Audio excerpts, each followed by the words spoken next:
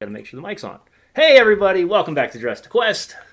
It is episode 13, and boy, are you in for a night. I have already kind of prepared our players as tonight is going to be very high role play, and we're going to find a lot of secrets and new things about our players tonight.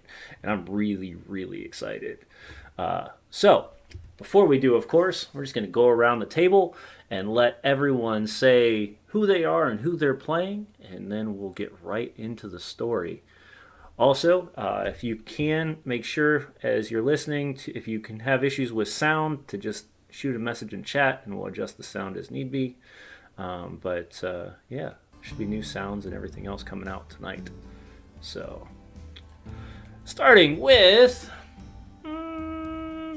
Torrance, and then you can pass it to whoever you want to go.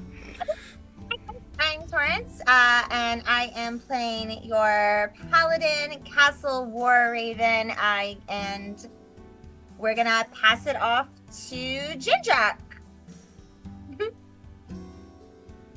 Hi everyone, I'm Chris, and I'm playing Jinjack Wonderful, who is a human life cleric.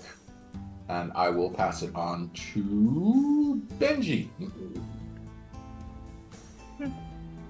Hey guys, I'm Space. I will be playing Benji Goldenclaw, the resident murder mommy, the barbarian. She has renamed her class. The murder mommy. Do not exist now. All right, who are you passing it to, Benji? So to our guests. Hello, my name is Norfolf. I am Elowin Leafshade. And who am I? Well, about to find out. I'll pass it over to our goblin. Yeah, I'm Snark. I'm a goblin, and I'm a Hexblade Warlock. I heard there was lots of high role playing, so I'm sitting in a high chair right now. I love it. I can't with you. Every week. It's all right. Yes. No worries. And with that, let's find out what happened last week.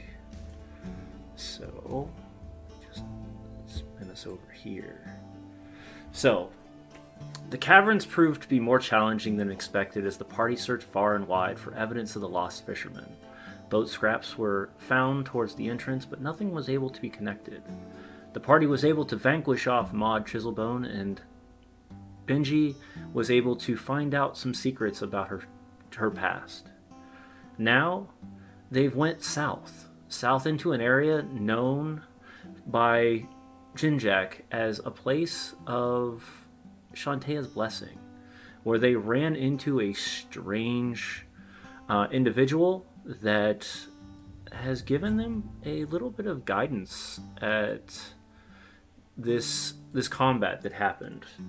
As they were approaching a wagon, they found that it was not only just a wagon that was left there destroyed, but a way to alert a small scout party that the orcs and wargs were able to approach and attack our party members.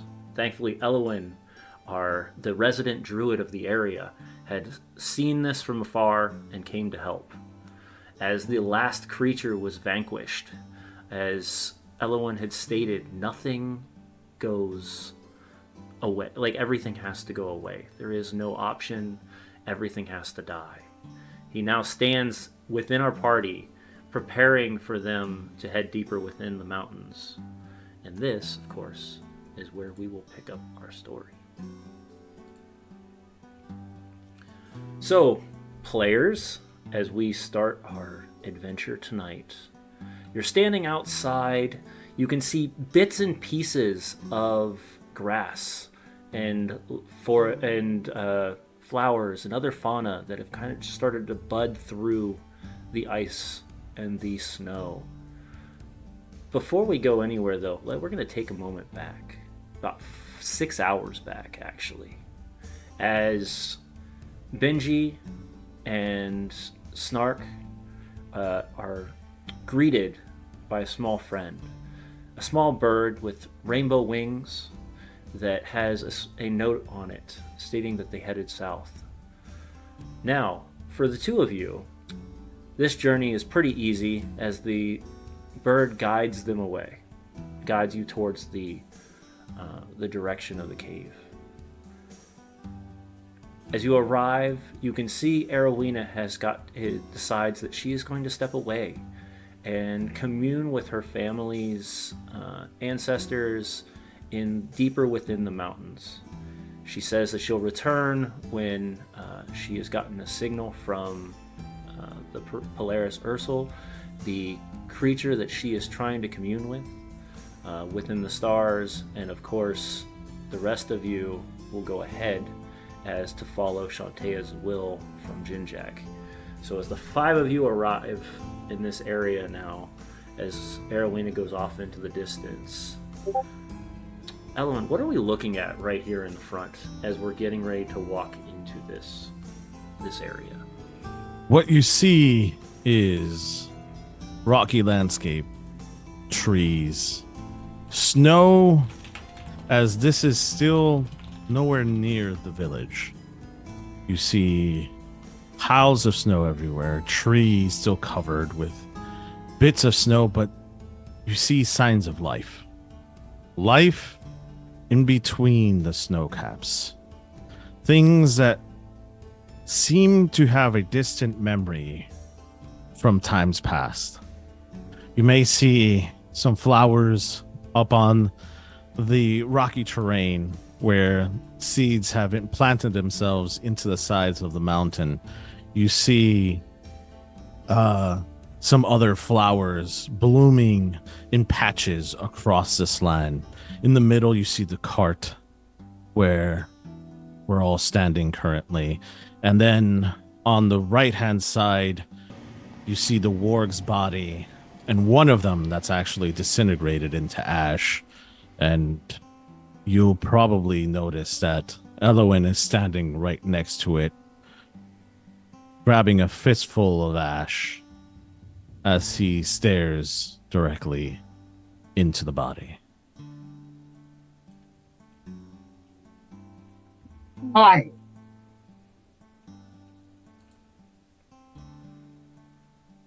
Elowen hears you, but chooses not to turn around at this time. I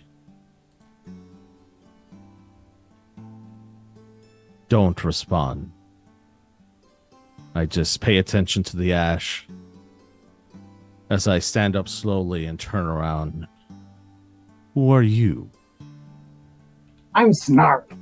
I'm a goblin.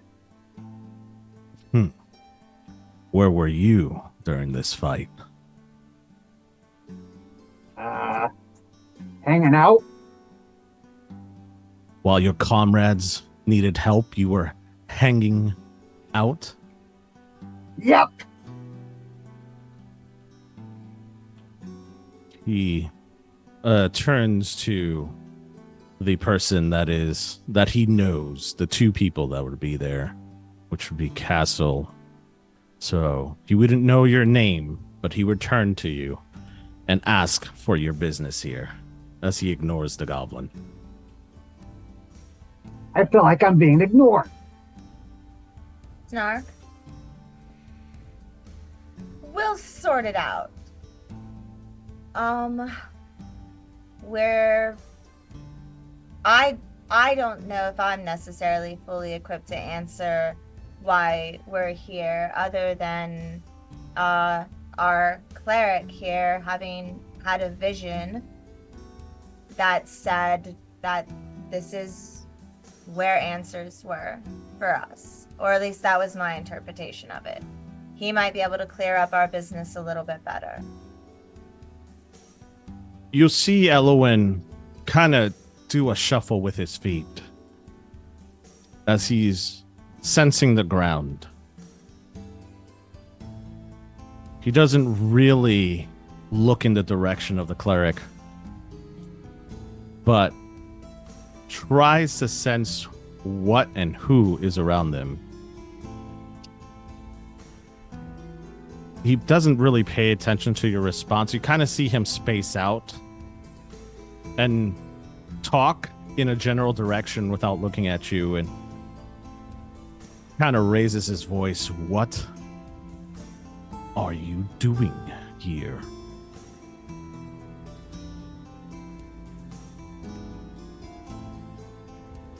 Jinjak, you feel the warmth of Shantea kind of pour over you as he says this.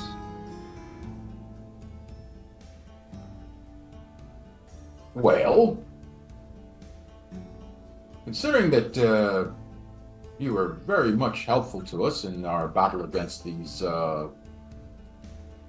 less than friendly creatures, well, I'm going to assume that you're a friend. And, or a potential friend. And considering that I get a very warm feeling off of you, I'm going to reckon that you're associated with the goddess Shantea in some capacity, or at least the Earth Mother from the Nether.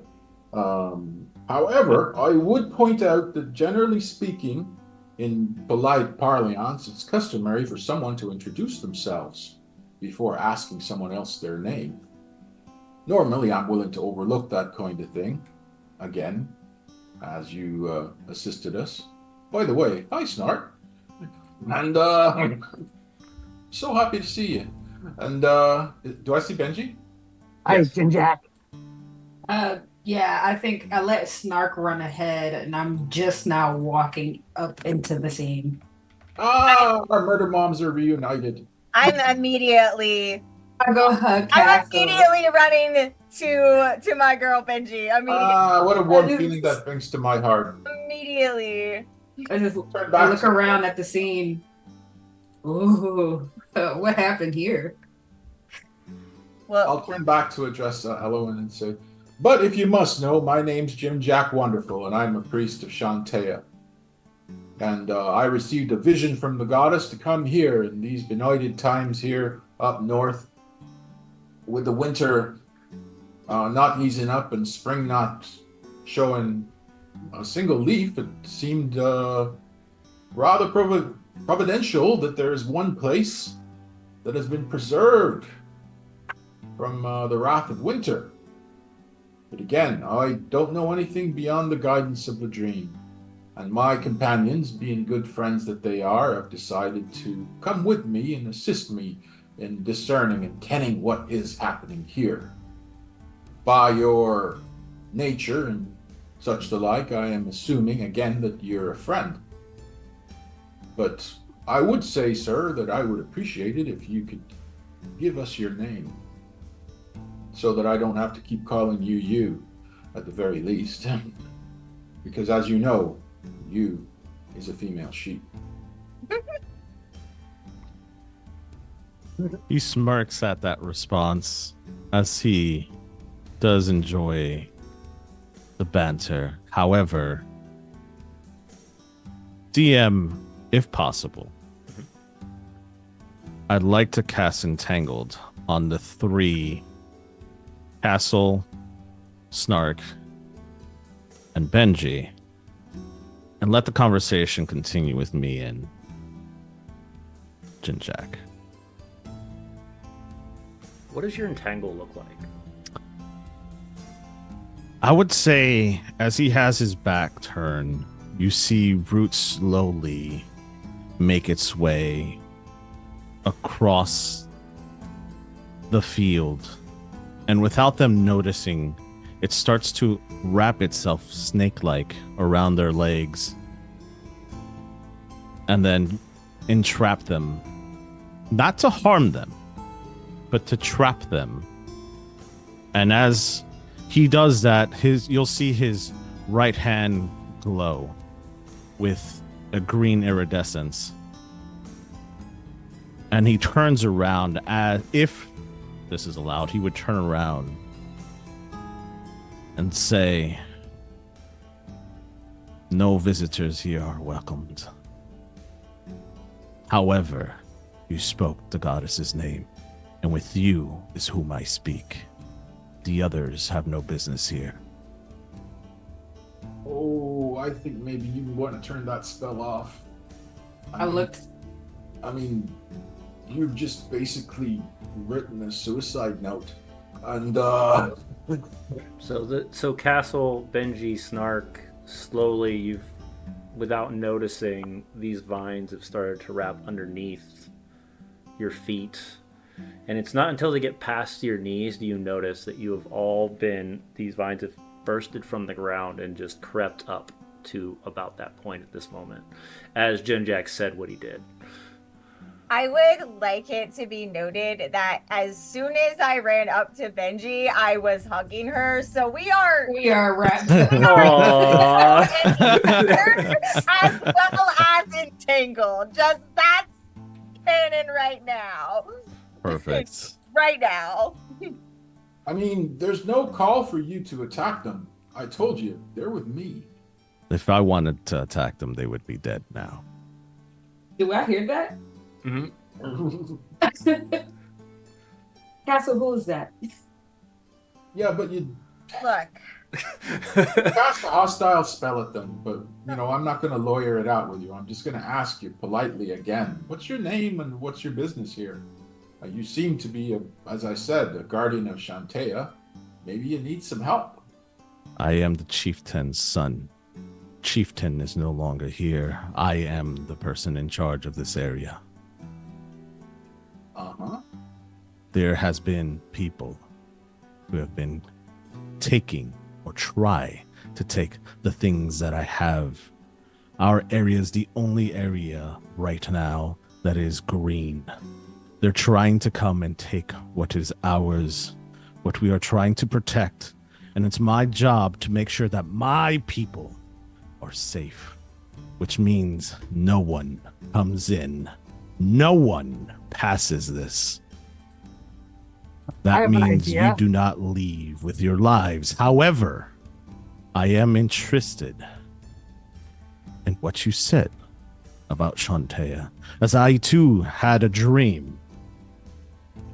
And I saw Shantea's spirit, but I couldn't see your face. So, explain to me your dream in more detail. I go look and check to make sure that my friends are okay. So They the are- vines are wrapped, but they're not strangling, they're not aggressive. They're just holding them. They're just I just hold up my hands to them and say, calm down, no need to murder anyone. So, Jinjak, this guy's either really powerful and really cool, or he's dumb and he's gonna get killed. Snark, listen. Snark, Normally, inner voice. Snark, normally I would be furious at what's going on.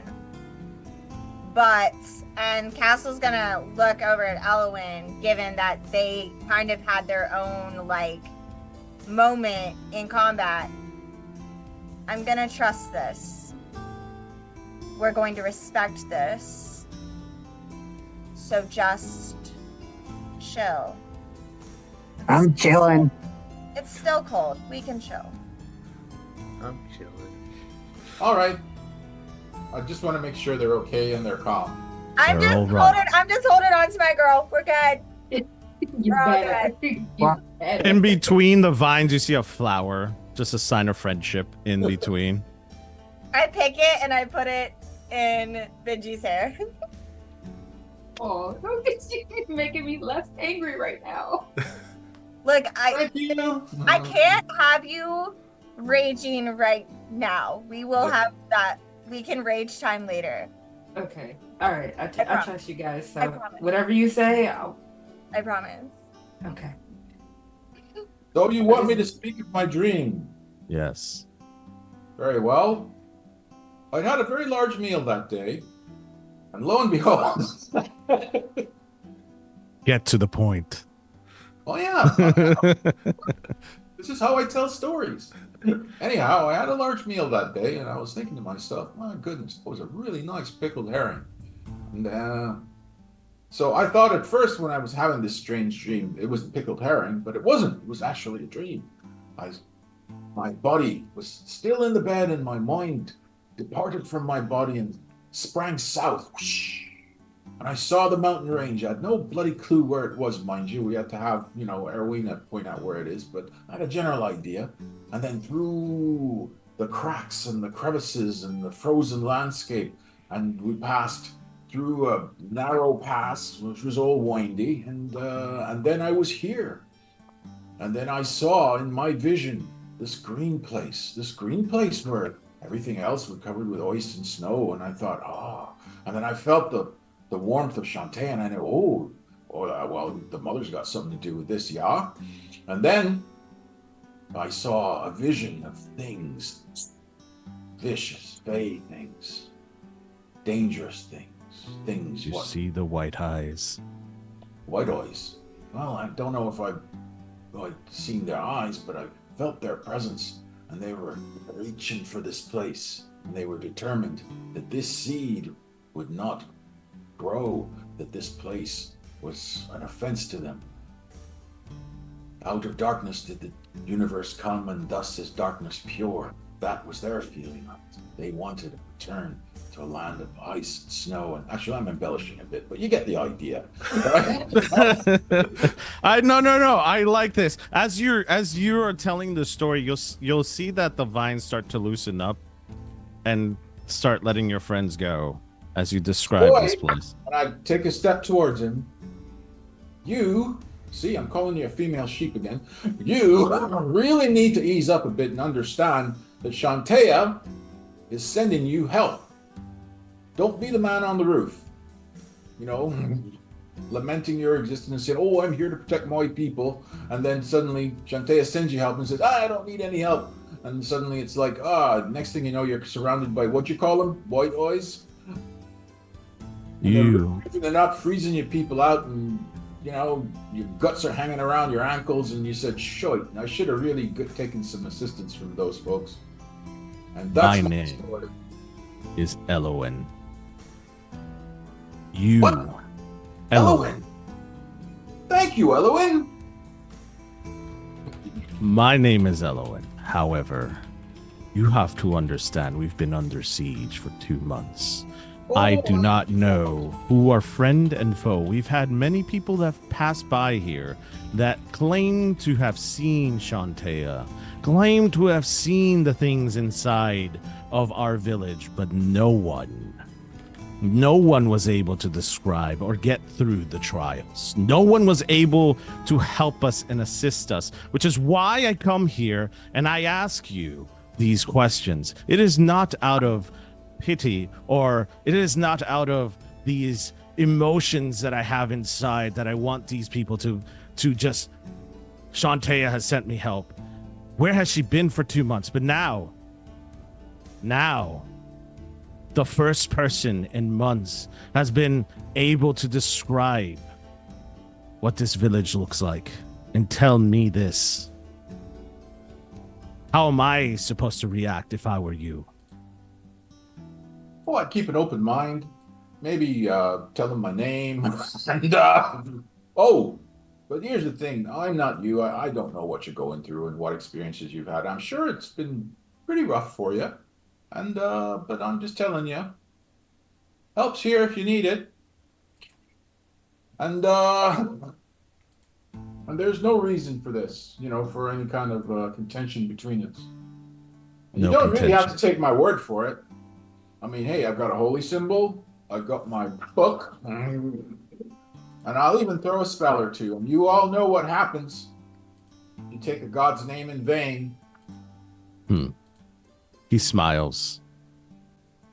He looks over to your friends Benji. He acknowledges where you are. And he speaks to all of you in your general direction. I apologize, but you have to understand. I don't take kind to strangers, especially those who come to my doorstep every single day. These raids have gone non-stop for 2 months. I don't know who is friend and who is foe. But the one thing that I will say is this.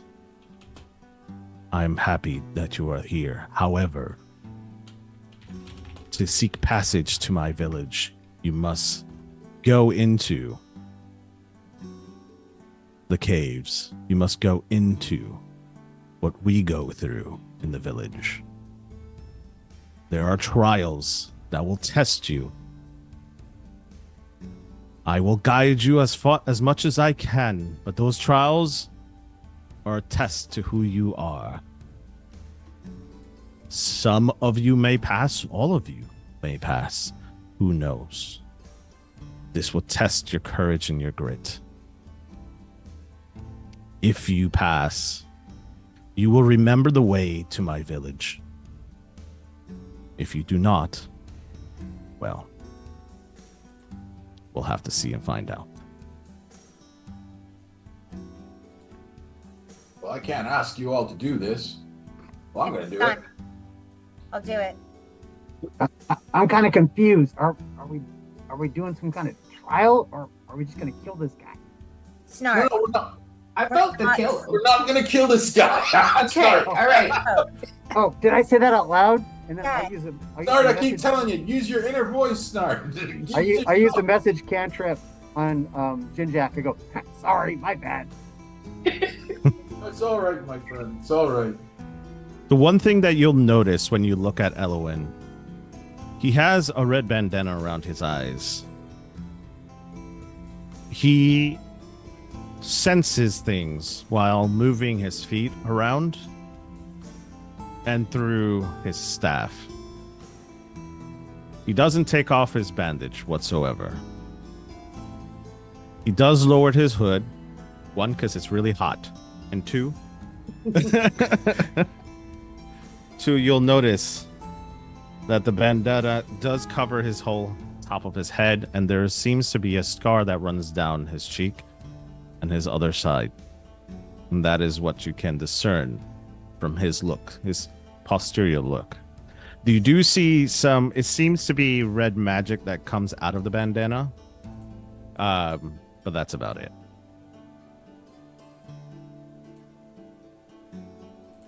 I think in that moment, Benji, letting go of Castle and kind of nodding to Jinjack, of course we'll do this. I think she steps up to Elowin in that moment. And she kind of just gets close enough to whisper to him. Listen, I'm not as nice as the others. If you ever do that again, well, you won't be here to protect your people. He doesn't really show it, but he can respect it. Just a small little grimace on his face. It's just a nods respect to you. Doesn't repeat anything back. The trials will test all of you. Well, I guess it's time to be tested, and she walks past him following her party. I'm going to kneel down near Snart. And I'm going to say, you sure you want to do this, little fella? I don't even know what we're doing, but I'm in. I'm going to say a blessing for you, okay? Ain't going to just be true to your... Oh, shit. I don't know what to say. Be true to yourself. And I know you have a good heart. And just remember that, all right? Okay. Thanks. And I'll pat him on the shoulder. And not on the head, because that's condescending. And I'll follow him. Kid DM, can I sense anything with Castle? Not at the moment.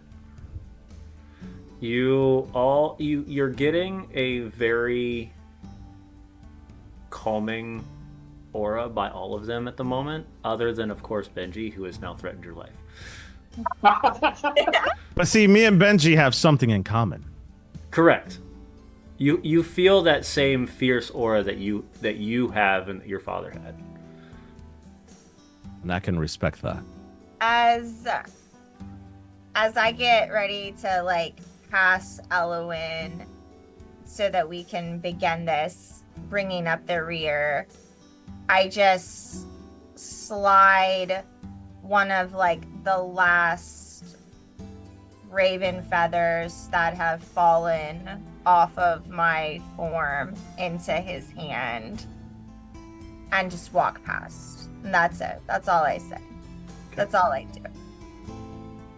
Elowen will take the feather, look down at it, and put it inside his jacket pocket. And turn around to the team and say, I am not going to force you all to do this. However, if you want to seek passage back here, you will need to go through these trials. We will enter here, and I will help you, but as much as I can. I cannot intervene. These are all personal trials that you will go through. Some of our bravest warriors in our camp have not made it out. So, again, I will warn you. Are you ready? I'm ready. Elowen's going to turn around, and with his staff, he's going to hit it once, and a passage that you didn't see there before opens up. Whoa, I didn't see that there before. He looks down at Snark, and he kind of chuckles, kind of likes you a little bit. He'll scruff you on the head and just keep moving. Follow me. DM. As you start to walk towards the cavern system, at this point, echoes start to be heard as you talk. You can feel your voices just ringing throughout this massive cavern. It gets colder. You can feel the wind. Slowly but surely, your steps go deeper and deeper. You arrive after about what seems to feel like an hour or two to a chamber filled with ice. The ice is reflective like mirrors. As you move away, you glance over to a mirror. Something looks off. It's not who you are. You look away for a moment and continue to walk. And at this point, I want everybody to roll me an initiative. This is not combat for combat's sake. Including myself or just the party? No, just the party. Okay.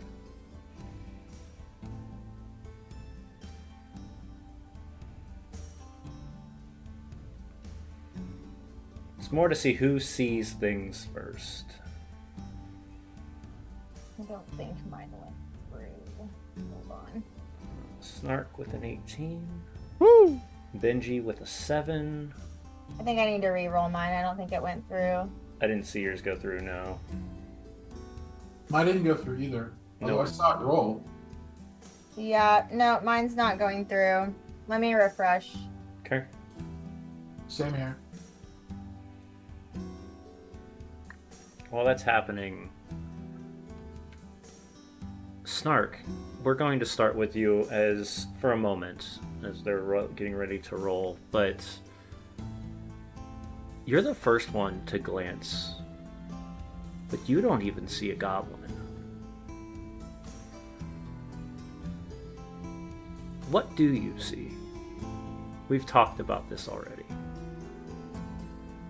Give me a hint to make sure I'm leading it to the right part.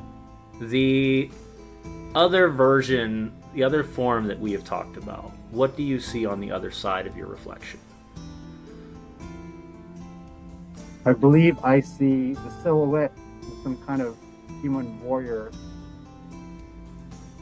with a blade, 2 blades, one of which looks like mine.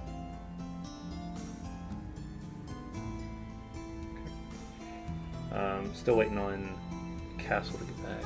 Yeah, it's still not rolling. Just roll me a d20 and add your initiative. Yeah, I ended up just rolling a d20 because I don't have an initiative bonus. So just That works. because I'm A with 7. Castle. It won't take. No, you're good. roll up. 7. Yep. Minus 7. Okay. As you walk by, each of you start to see images, things of the past that some of you have locked deep within. Others, they're just moments that have shifted and changed you to who you are now. But for Snark, it's different. It's an entire being. It's something else. The interesting thing is that the rest of you, as you look where these reflections are, as you take your eyes away and look to another, you see these. So this man stands about 6 foot, 2 blades held in his hand. One, this deep black obsidian blade. The other, what Snark currently carries. His embodiment of nothing but darkness. But you can tell that there's a sense of skill to him, a sense of morality, or not morality, but training and maturity that you've yet to see.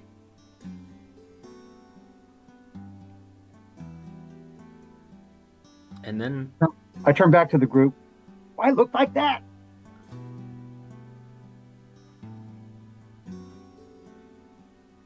Do we see what he sees? yes, if Oh, when okay. he says it, you see the reflection of what he sees within the mirrors, within the ice.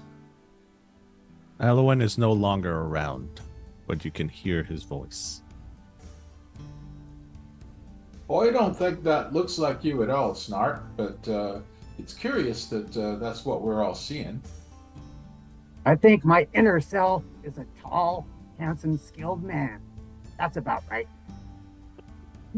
Did I win the trial? Arrogance will get you nowhere, As you get, is what you hear. do you get closer, Snark, I or think do you crap. just keep walking? What was the question, sir? Do you get closer, or do you keep walking? Do you get closer to the mirror, or do you keep I get walking? closer. Yeah, Okay. I get closer. As you get to the point where you can start to feel the cold coming from the mirror, or from the ice itself, you watch as eyes of white light up. And the rest of you see a black gauntlet reach out of the mirror and grab Snark. Can we intervene? Can we? Yeah, I was gonna ask the same thing. Can you what? Intervene, like grab him. Yeah. If I see Benji going first, I let her. Okay. Yeah, I will definitely grab my buddy. All right, then Oh. Castle actually takes a step back, like away from this, Okay. because this is a trial. Like, we all have to do this. She can't intervene. As you're grabbed, Snark, and the two of you get ready to intervene. This is something you and I have talked about before. What are those things that the mages called you when you were with them? They didn't give me a name. They just said, "Hey, you." So you hear, "Hey, you." That sounds like the mages I used to work for. Take that up the hill. That's what they used to say. I always had to take the piss bucket up the hill. And they continue to start commanding Snark one after another. Your Get blade away. slowly starts to steam.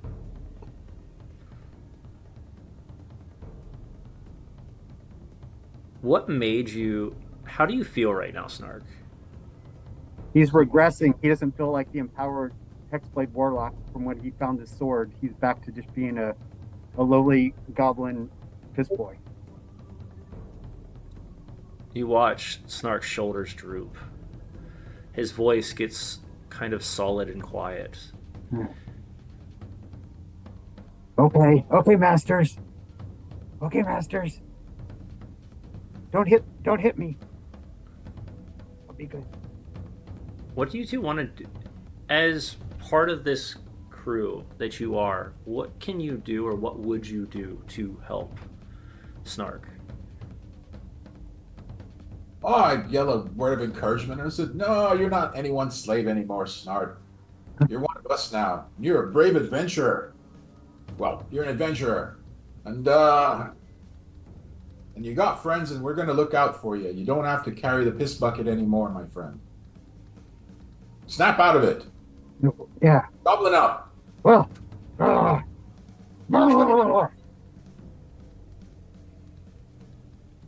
do I feel now, DM?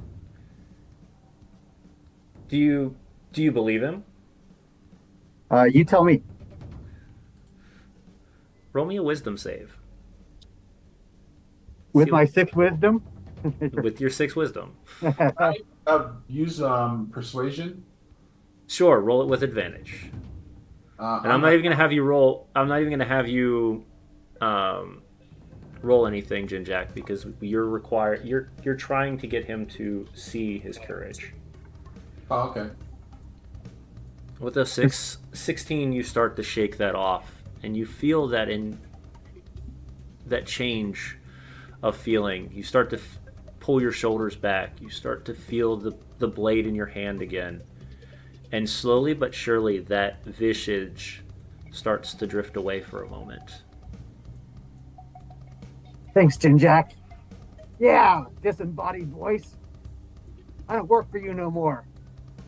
It's called quiet quitting.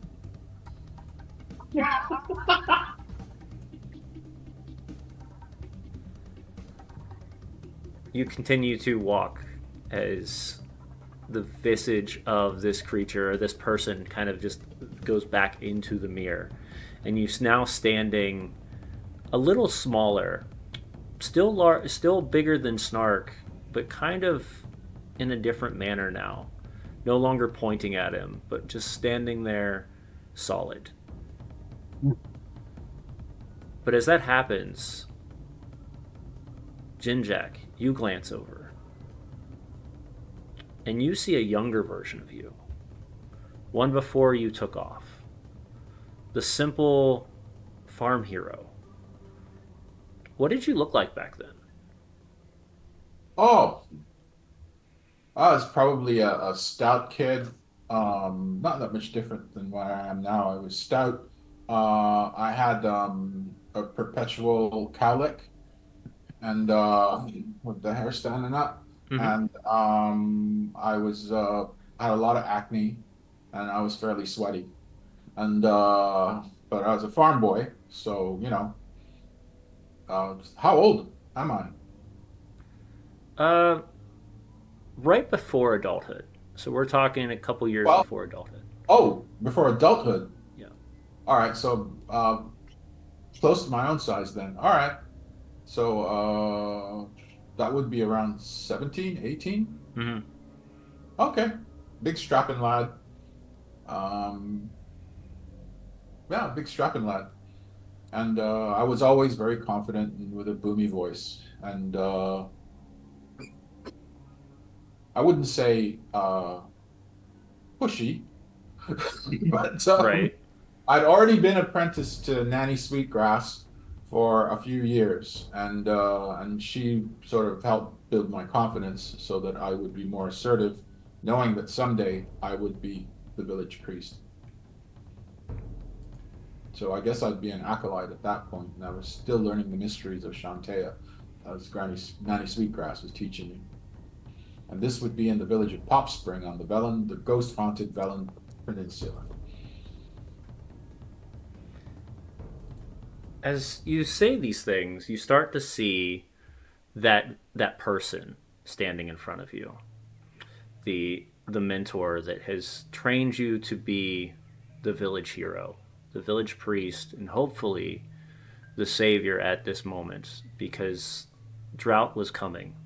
Drought was heavy, and you were worried that, and many people within your village were worried that you wouldn't have enough food.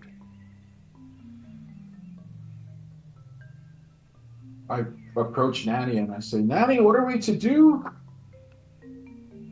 Our crops are dead, our fields are dry, not a drop of water falls from the sky. It's, Shantea, give us solace, show us mercy in our plight. Babes cry in hunger beneath this dry summer night. I've taught you everything you know. I've continued to give blessing to Shantea. It seems something is wrong. We've been doing everything we've been told to do. And I don't know anymore if we can do anything else. And you start to hear your mentor doubt. Get her own situation where she cannot decide if really Shantea is looking after you anymore. And this is the first time you've seen this since you have worked with her. But this was right before you decided that once this was completed, once you were able to come to a agreement with Shantea and with the village to protect it and to give it abundance, that your journey was going to change. What did that day look like? It was a hot, dry day, high summer. There was dust on the ground. There wasn't a cloud in the sky. The trees were looking dry and parched, and people were concerned. But we're Pop Spring, which means that there's always a bunch of hardworking people going to the single well up in the hills, and basically we had a line of people carrying huge jugs of water down. Well, jugs of water down, at least to see to the youngsters and the elders in the village, so they would not die in the heat. And Nanny Sweetgrass was creating water. And food, or whichever was possible. Everyone, when they had a moment, would pray to the gods. Primarily Shantea, because like nature, weather. This is kind of her thing. As you see this, the rest of you start to feel heat abundant amount around you, as if somebody had literally just turned the sun on inside. You can feel the water kind of pulling away from your body as you are all in this drought with Jinjak. Is there anything you would like to do to help him? It's hot, or it's just normal. It's hot. The entirety of this area has now raised temperature probably 50, 60 degrees. You can see what seems to be a natural sun in the far end of the cave. And you all can look down to your skin and you can see it's brittle. It's dried up. You're losing water by the moment. I use prestidigitation. Wiggle my fingers, be a glow, and then he will feel cooler, more moisturized, some kind of temperature change to make him feel more comfortable and hopefully empowered. Okay. Do you do it without him seeing or no? Yes, I do without him seeing. Okay. Roll me a stealth check, please. Or sleight of hand.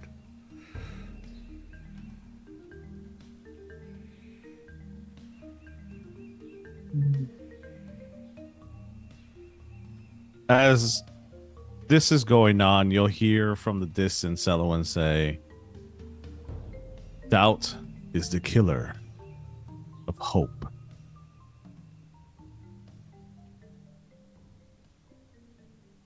What'd you get? Oh, you see, a 14, I think. Okay. What is your passive, Jinjack? Passive perception? Yes. Uh, where's that? Hang on, I'm looking. It'll be in parentheses under your percep or next to your perception. Got it. 13. Okay, so you don't notice it, but you feel cooler. You feel the presence of a cool breeze wash over you. The rest of you, specifically Castle, due to the amount of armor that you have on, you're cooking. Same with Oh, sorry. same with Snark. Both of you, Benji, it's hotter than you're used to, being that you've been a part of Icewind Dale for so long. But this is your, this is not as bad. You can see the sweat beads dripping off of your body, but other than that, you're not seeing anything. You're not feeling that over amounts of heat, where Castle and Snark are feeling that heat radiating inside of their armor. Oh, when I feel the cool breeze, I say, "Ah, there she is, the Earth Mother. She has not forgotten us." And I'm assuming I'm seeing this kind of like double vision. There's me, there's old me up here in the frozen north, and then there's young me in the village. Mm-hmm. And young me in the village sort of claps his hands and says, "There's a breeze! Smells vaguely of pickle, but hey, there is a breeze!" And with that, we'll have you roll also a wisdom save with advantage due to the guidance of Snark. So you two are working as you're starting to learn to work as a team, helping each other out when you can. Yeah, except double twos doesn't really help much. Double twos.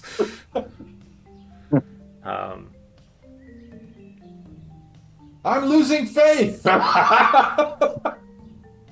You watch as the pain of that moment starts to seep into your mind, and you will. Let me do this. You will take 4 points of psychic damage from that.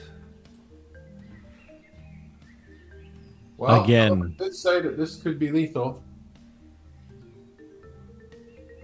Again, you'll hear from the distance, "Doubt is the killer of hope." And that's all he says. Don't doubt yourself. We got this. As Figure it out. I'm freaking hot. as you take a knee to kind of regain your composure from the heat, we'll move to. Let's see. We'll move to Benji.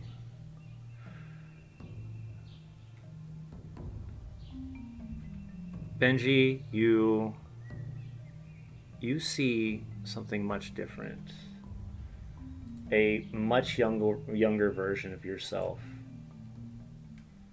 You can see your village behind you. What does that look like?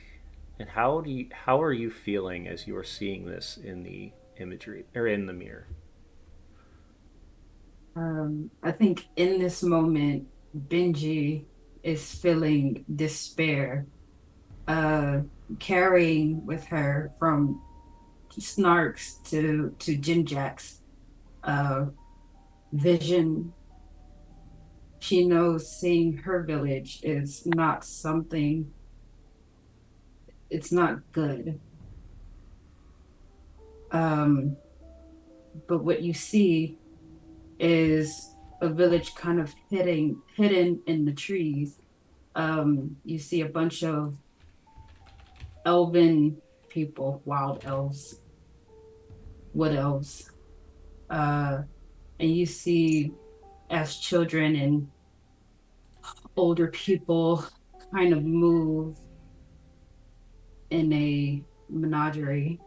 And she's just kind of standing in the center of it all, just watching everything happen around her.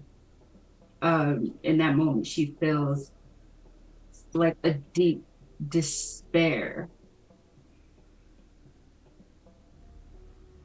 and she's looking for her family. You look from one side of the mirror to the other, and you see you years ago in the village. The people around didn't quite know exactly how this all happened. But then you hear something. You hear the sound of children in the distance. So turn to in that direction.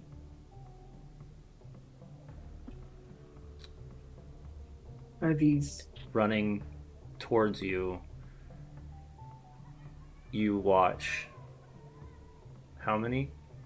two? Two. Two children heading directly to you, as if heading directly to the mirror itself. And as it gets closer and closer, you watch the two children wrap their arms, one around each leg. And then you take a blink, and they're no longer there. In that moment, as they disappear, she runs up to the mirror, hands kind of clasping it, trying to see what happened. You all see this mirror moment where she's digging her hands. Her hands are starting to bleed with how much she's putting pressure into the ice as she's scraping away at the mirror. You can see the tears streaming down her face. This moment of vulnerability that you've never seen fully in Benji. Where? No. And I think at that moment she falls to her knees, and I think she lets out a scream. I think she just starts to scream. In the scream, you hear from the depths, in the shadow of fear, light and ourselves seem to dim. What are the three of you? How do you feel, and what do the three of you do in that moment as Benji collapses to the ground? Castle is gonna go up to Benji and just like place her hands on her hands and just use her lay on hands, and like all that blood that was like soaking Benji's hands just starts like seeping into Castle's glowing.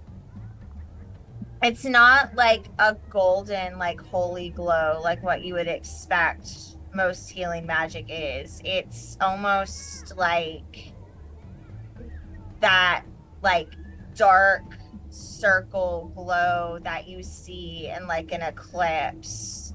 Okay. As like the blood just like seeps into Castle, and all of that just what was tore up on her hands is just gone, and then Castle will just stand up and just walk away.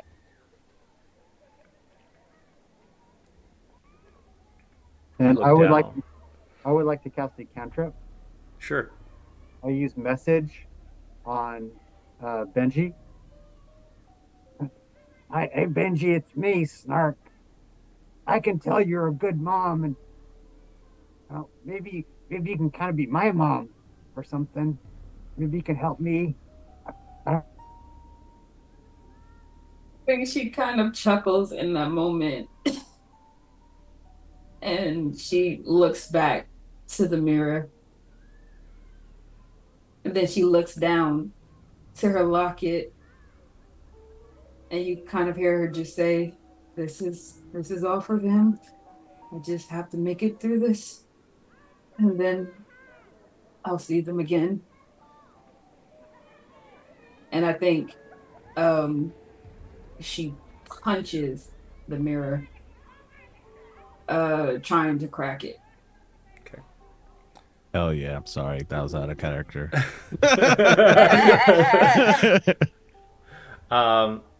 As you punch the mirror, I'm going to give you a different. I'm going to do a strength save.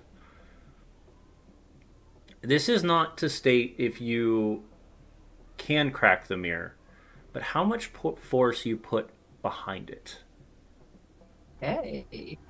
Uh 20. Nice. You actually hold back. You hit it, and it cracks. But you feel your hand just tighten. The muscle has tensed itself up enough that it doesn't return that pain.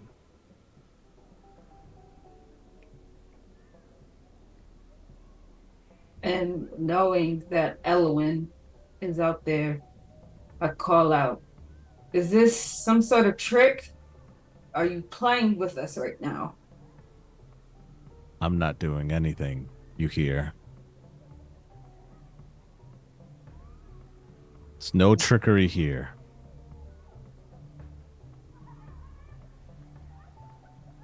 Okay. And with that answer, she kind of just leans against the mirror, facing away from it so she can't see the reflection of her village.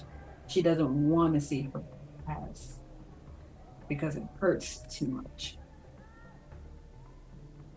And finally, we lean to Castle.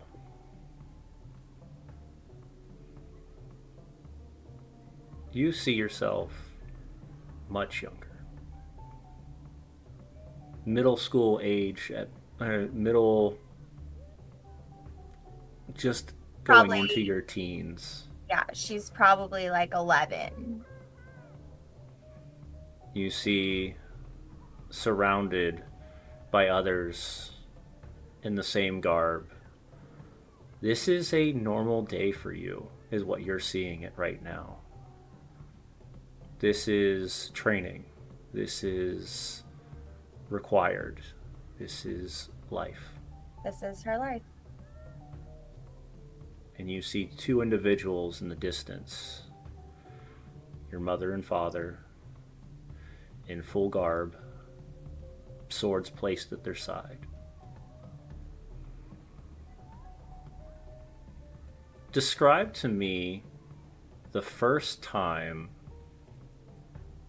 that you lost a fight.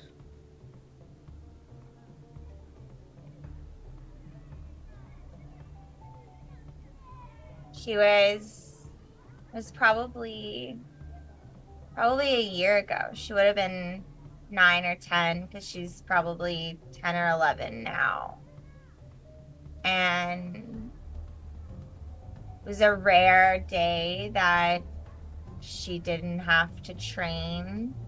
She didn't have to be in classes.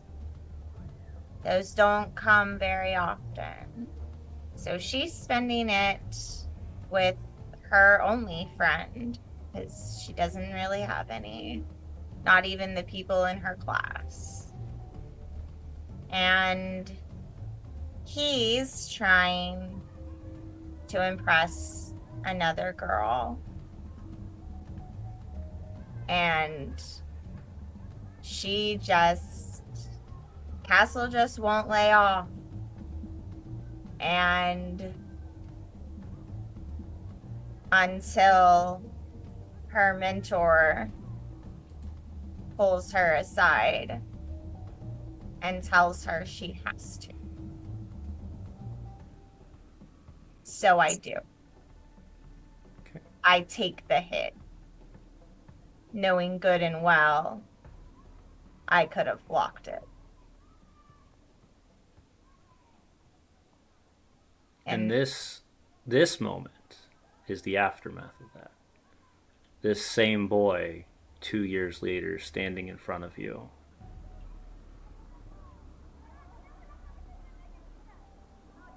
You're in combat. You're surrounded by your peers. Your parents are watching.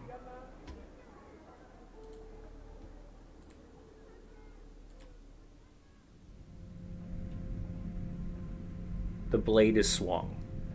It strikes quick. He doesn't even wait for you to get a moment of actually being able to react. What do you do?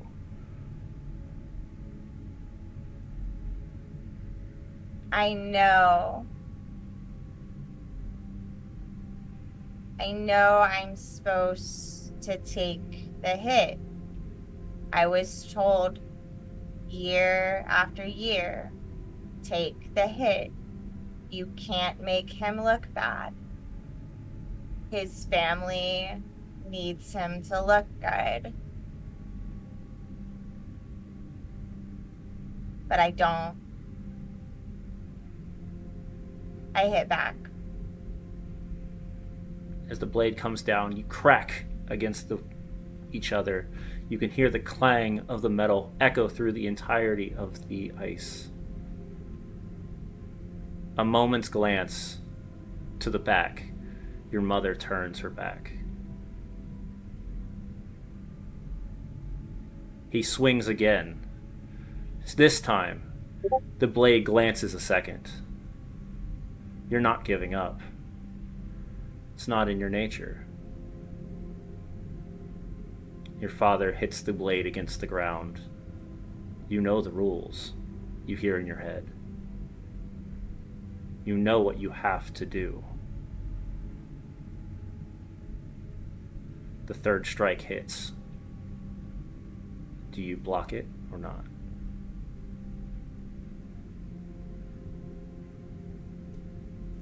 She's going to take the hit, but she's not going to make him look good while he does it.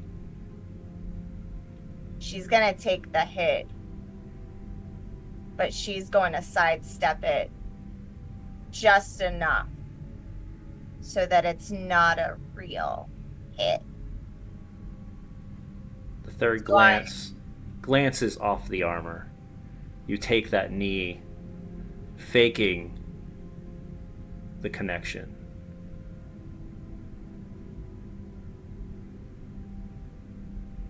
As you do, you immediately feel a strange voice in your head. You didn't have to do that. You could have killed him. It would have been easy, and you know it.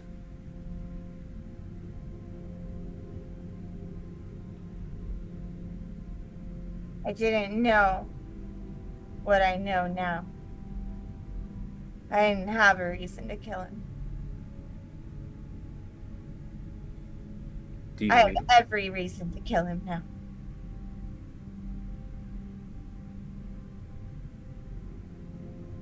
as you From, say? I was gonna say, Nope, go for it. uh, You first. from the depths, you watch the feather you gave Elowin fall into your hand as the words spring out. Hatred and vengeance is a poison that corrodes the vessel of the soul.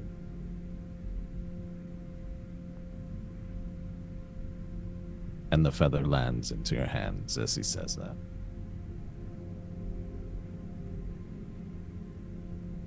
It molts the second it hits her skin. Just dust. She knows what happened at this moment. This was the first moment that she had heard something that wasn't from her family, something else. It had to be covered up. And what the rest of you see in the mirror is a young Castle as the boy raises the blade above his head. She looks up, and you see for a moment a glint of red cross her eyes. And she draws the blade from the ground, and she shoves it through his chest.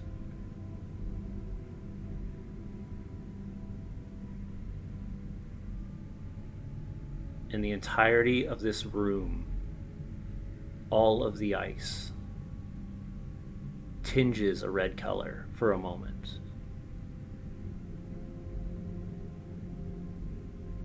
As if the blood that this moment hit rang through the entire room. What do you do as a party to help her through this? Benji would immediately be alert in that moment, trying to see if anyone is going to attack Castle or the younger Castle. And she's going to take her blade and she's going to fight off whoever tries to come for her.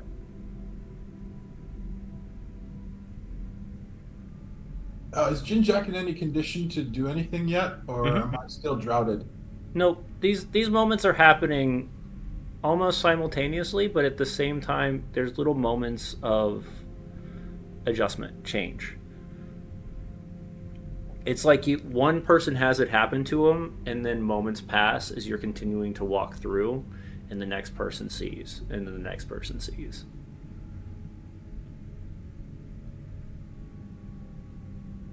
Well, I'm not sure, because it's like I only saw what I saw was a duel, right? You saw the duel, and you saw a young Castle take a fall. And then and then what happened after the fall, you saw within the mirror as well. Right. She took a fall, and then afterwards she ran him through. Yes. All right. And as she ran him What through, about that's Castle when herself?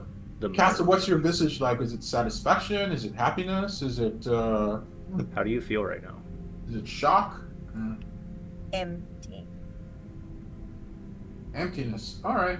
I'll take that as a possibility of regret. So,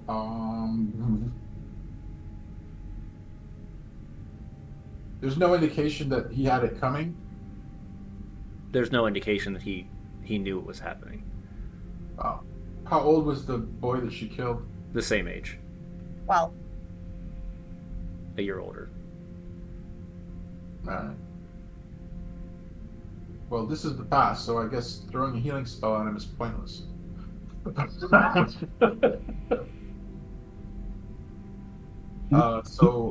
I see what Benji's doing, and it's kind of like, I think this already happened, Benji. Castle, if you want to talk about it, we're here. Snark feels like if you can help without letting the person know that he's helping, that is the most effective. So I'm going to try and stealth behind her and gently touch with my finger, touch her calf, and use the resistance cantrip so she can get a D4 bonus to her saving throw. Okay.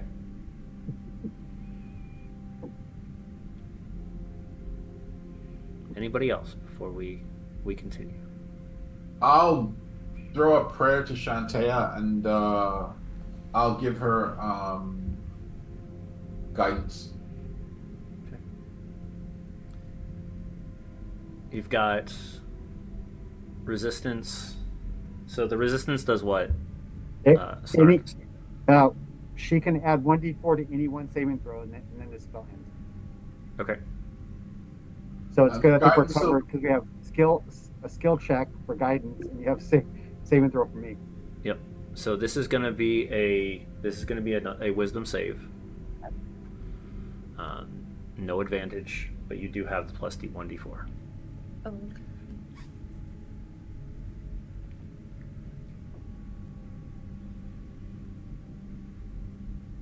And then 1d4. Yep, 1d4 added. DC is 14. Can I help her? Can I give the help action? No, it's a 6. It's a 6 all day. Okay.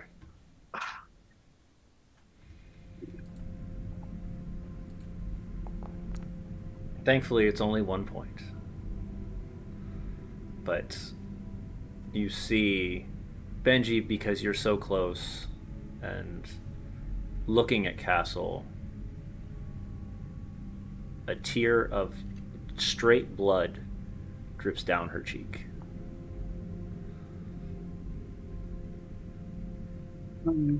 If Castle will let her, she grabs Castle by the face, like by her cheeks, and she wipes away the blood. I know. Actually, I don't know. Honestly, I'm just a little bit discombobulated. You don't owe me anything. That's not true. No one owes me anything. Besides, he's still out there. He's still one.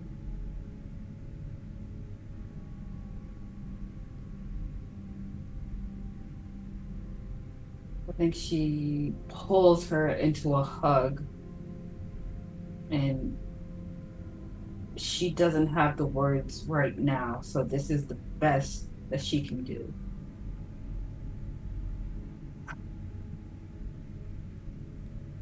And as you get to that edge of this this room,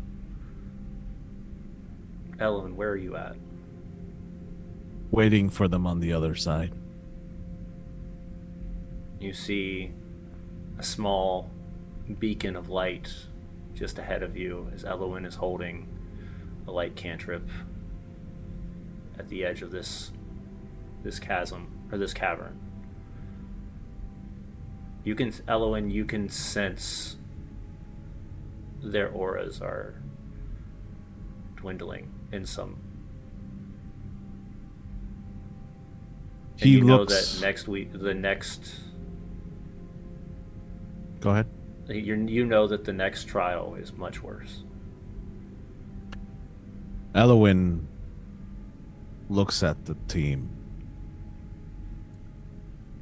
And instead of saying a smartass remark, as you know him to be, he takes off his blindfold. And when you look at him, you can see 2 scars come down both of his eyes. His eyes are clouded white. You do see red magic coming from his eyes. And he does stand in front of you. Do not let this trial break who you've become. There are times that test us and show us who we are.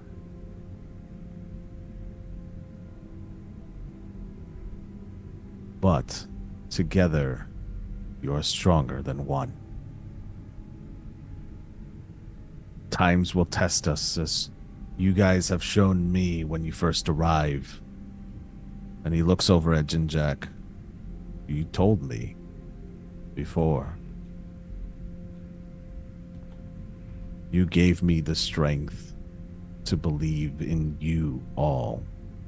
I believe that you are here on behalf of Shantea. But this trial isn't over. There is still more to come, and it's only going to get worse. do not lose faith individually or in each other, as you can all survive through this trial. And with that, you start to walk into what looks like the light slowly starts to get closer and closer until only you can see the 5 of you in this very dark room. And as we continue through, that is where we're going to take our break. All right, everybody. I know it's been a rough one. Come back again here in about 10 minutes to continue the pain, because we're making it through the chasms. We're making it through the caves tonight. Oh, man. All right. Hope you all enjoy. As we're getting ready to jump off here for about 10 minutes, definitely check out our Be Right Back, as you get to see what has happened from East Haven on through a little bit of skits made by our very own Chris over here. So we'll see you guys in just a little bit. He'll have an Instagram by the time we're done.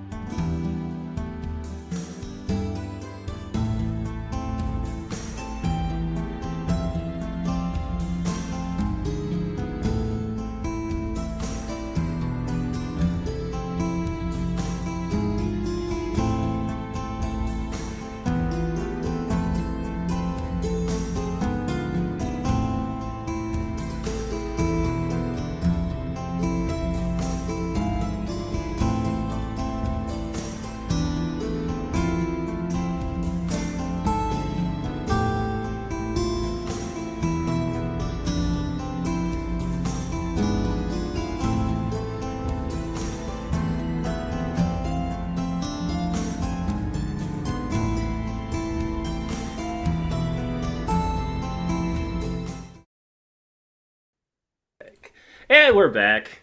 So I've been getting beat up during this entire break. It's okay. So as we're heading back, it's fine. it's all right. SpaghettiOs I is real. promise. It's okay. I can take it. I promise. It's all right. Let me actually buzz us over to this one real fast as we get ready to enter our next trial. So for those watching on Twitch, you can see where they're about to enter. For those our players, if they're not watching on Twitch, I'm going to describe it in just a moment. But before we do that, just a quick shout out to some of the things we're using here. So of course we've got Foundry, we've got Sirenscape, we've got custom music and sounds from our buddy over at Nerdius Maximus. We use imagery from the official D&D, some Shutterstock, and then of course most of our portraits come from our good friends over at GUI Cube. And then of course a quick and special thanks to Gen Con for giving us this opportunity to even be running here, which is epic. So, and then at the end, of course, we're going to let all of our players tell you what they're doing this week. But let's get back to the story and see if we can make a player or two cry. Sounds like fun. Mm-hmm. All right. So, players, as we've checked in on you, and everybody seems to be doing well so far. We did a no check. Everyone's okay. We did. Everybody's good. So we're good. All right. So as we continue deeper within the labyrinth, you start to encounter an area where it is cloaked in perpetual darkness. Within that darkness, you can see imagery and figures kind of flickering around like the best way to put it would be like black and white movies, where images are just kind of flashing by and then they disappear and fade into the distance. Not able to check and see exactly what you're seeing. You all take a step forward as you listen to Elowin's voice. Elowin, as you lead them in, what is happening? You just see a puff of smoke in front of you as Elowin disappears once again. But as he does that, he leaves a light that seems to be a guide, and it's a little ball that you're able to follow. And before he kind of goes off into the unknown, he leaves you with some words of encouragement, which is, alone we may falter, but together we may rise. And he leaves off into the distance as you watch this little ball just kind of dance in midair and guide you the rest of the way.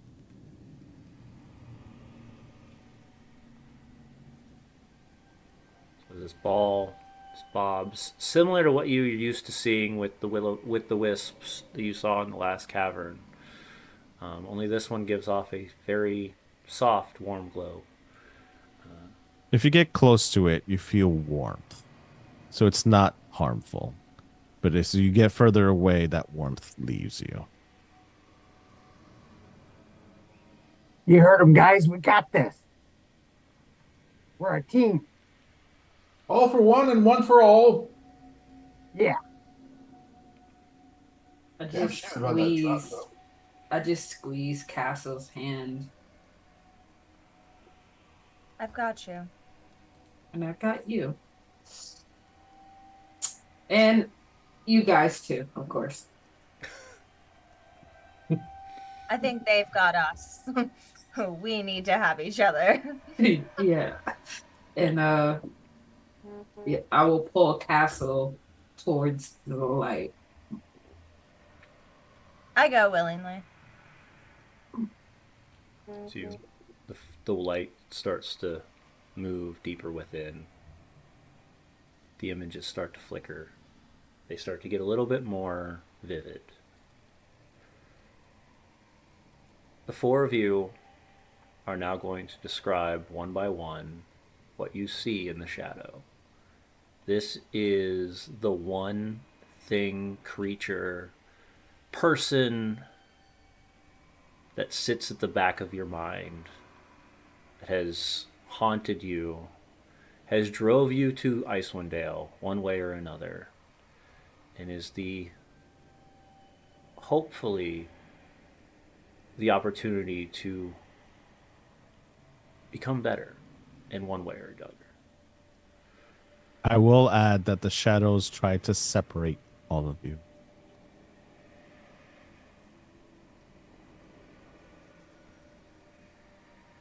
Jinjak, we'll start with you. What is that one thing that pulled you away? But I had a happy childhood. Ah! You did have a happy childhood, but there had to be something that pulled you to Icewind Dale. Oh, all right.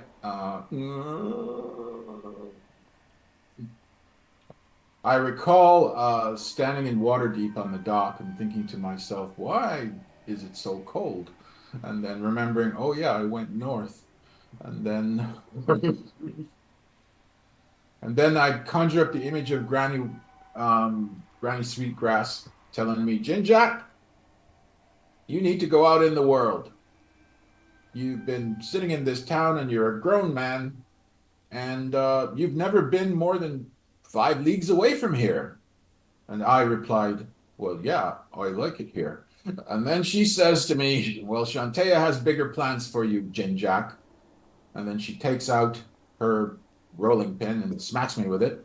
And then I remember the pain and the anguish of that moment of knowing that I had to leave behind my beloved village of Popspring. But then I was filled with elation because the moment also signified sort of a rite of passage for me.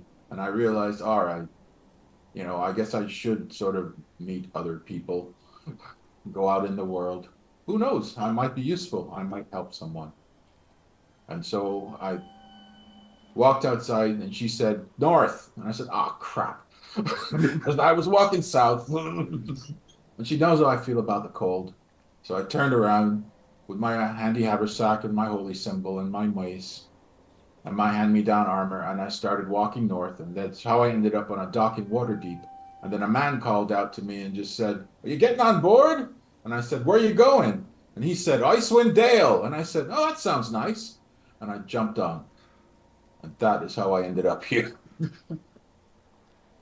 As you can remember that moment stepping off the boat into the snow of Icewind Dale, I thought to myself, I've made a terrible mistake. And but then I thought the best of it when I saw a tiny little flower peeking out from someone's window, and I realized, all right, this ain't so bad. That's not what you see now. No, Now, no flowers. you see a full blown frozen person, similar to what you saw after the rime hit. The man is completely covered in ice, and he's slowly walking towards you. Benji, what do you see? Um, Why Benji are you in sees Icewind Dale, and why were you running? Benji sees herself in a carriage, next to a human woman, her best friend, Esme, uh, and she has orders from Esme's father, the Lord of Waterdeep, to deliver her to Icewind Dale, uh, in a sort of an arranged marriage situation. she's she doesn't really particularly like the situation that her best friend's in, but she's also being paid. So uh from Waterdeep to Icewind Dale, they travel, and uh when they do finally arrive in Icewind Dale, she meets the head of the tribe that her friend will be married into, the leader of the Reghead tribe. Uh, oof,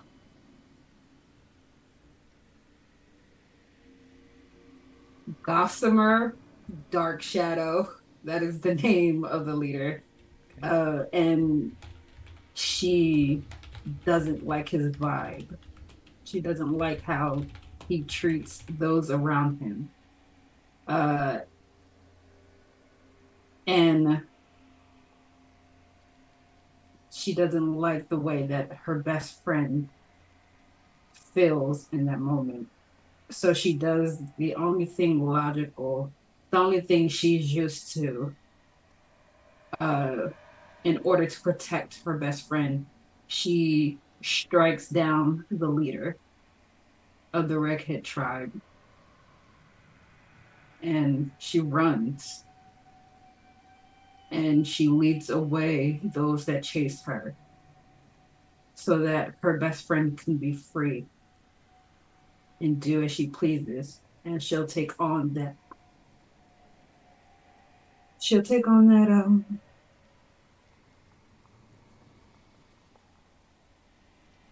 yeah, she would just take whatever they give to her, And or whatever they throw at her. much like the twist that brought that Jinjak is seeing with this fully frozen man covered in ice, slowly walking and shambling, you don't see a Reghead tribesman. You see a beaten, broken, torn version of Elowin walking towards you. And all you hear in their voice is, "Why did you leave me there?"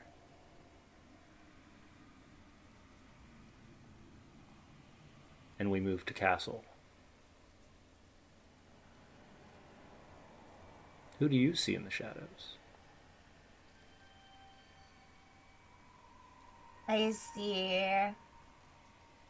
a beautiful silver and black gilded hall that I've only ever heard described to me. And I see my mentor and our commander and the king before me as I get ready to be the youngest in our order's history to take their name. but I don't see my parents. And they should have been back by now. What you see coming out of the shadows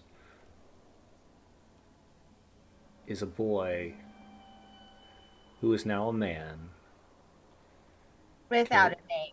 without a name, carrying two blades. Your mother's and your father's, and he's dragging them towards you. On the ground? Yes. Snark. Who do you see Yeah. in the shadow? So, to give backstory, so Snark, as far back as he remembers, he was living on instinct. He was living in the city, stealing food to survive, hiding in warm places so he doesn't freeze to death, and being hunted like he was a rat. Eventually, he was driven out of the city. He almost died, but the mages found him, the ones that were protecting this artifact. They brought him in, gave him some warmth, some scraps of food, gave him a purpose. But the master, he was mean. He was cruel. But Snark didn't think he deserved better. So he was okay with it. It wasn't until the raiders stormed the tower and killed the mages. And Snark hid, terrified. And when he got the sword, gave him the power, he realized that the master was not kind. He was cruel. And that's who I see. I see the master mage. He's in front of me. And I'm scared. Cloak figure starts walking towards you. One hand, a whip, something that lashes heavily. You remember any moment of disobedience was cracked against you.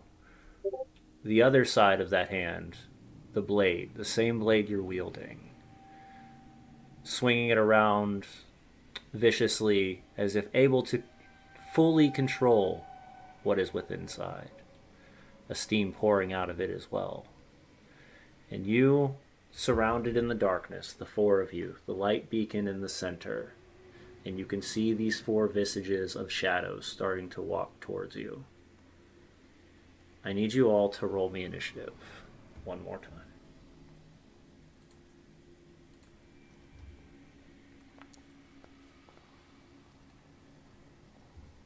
15.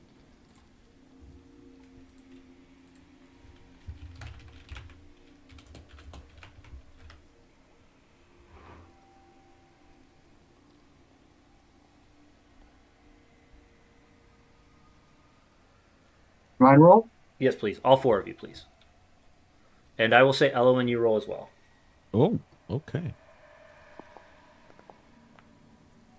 15. Okay. Okay, now my initiative is not working. Just roll a d20 and add your initiative.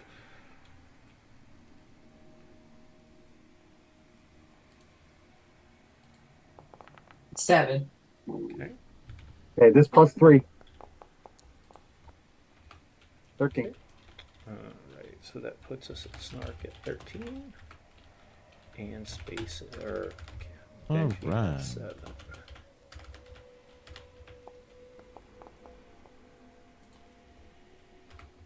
That is 17. I will give you the opportunity then, before they collide into this battle, is there any information or anything you want to give them as guidance before this happens? Before that, As your voice radiance from that little ball of light.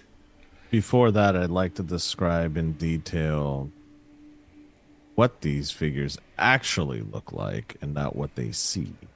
Sure. So these figures are dark shadows. When you see and look at them, they're humanoid in nature. Fangs are seen, but all black. When you look at their eyes, it's all black. When you look at the creature, you can see through the creature as if it was static in motion, walking slowly as if it was in this plane of existence and not. As it reaches out to each one of you, extending its hands, projecting these images in your head. The words that I would come about is to reiterate, alone you may falter, but together you may rise. And that's the last words you hear from Elowen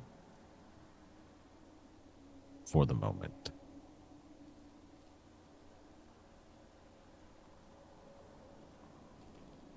Jinjek, you see that figure creeping towards you, the same one you saw when you were at the right before you entered the Durgar outpost. That individual with the axe frozen in time, slowly walking towards you, axe raised. Axe raised as if he's going to attack me. Yes. All right, I brace my shield. So the rest of you seeing this? Yeah, As this. you say that, you don't, as you can't speak.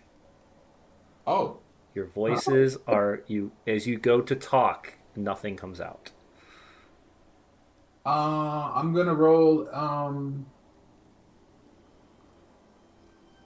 This would be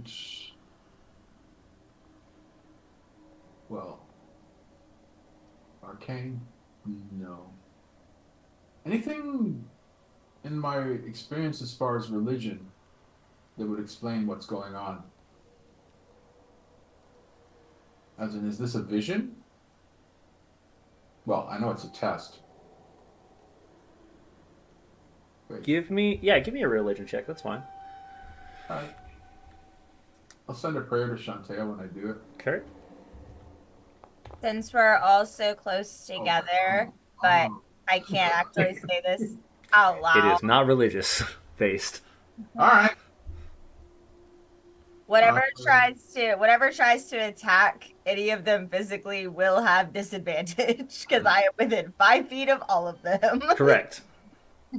All We're right. going to literally brace the four of you in this little box here. And I'll put Elowen in the middle because he's the beacon of light that you're seeing on the screen. And these creatures are all around. How much time before he reaches me? It reaches me. You have this round to prepare. All right. Then I'll do what I always do, if given time to prepare. I'll speak a few words and say, "The strength of the goddess flow through you and keep you strong." And I will give a blessing to So Snark. does your blessing require vocal?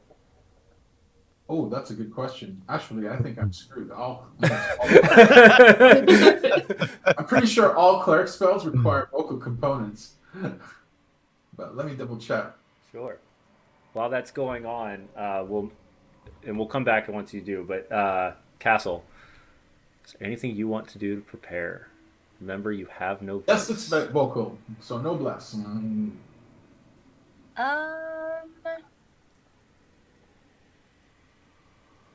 One second. I'm looking.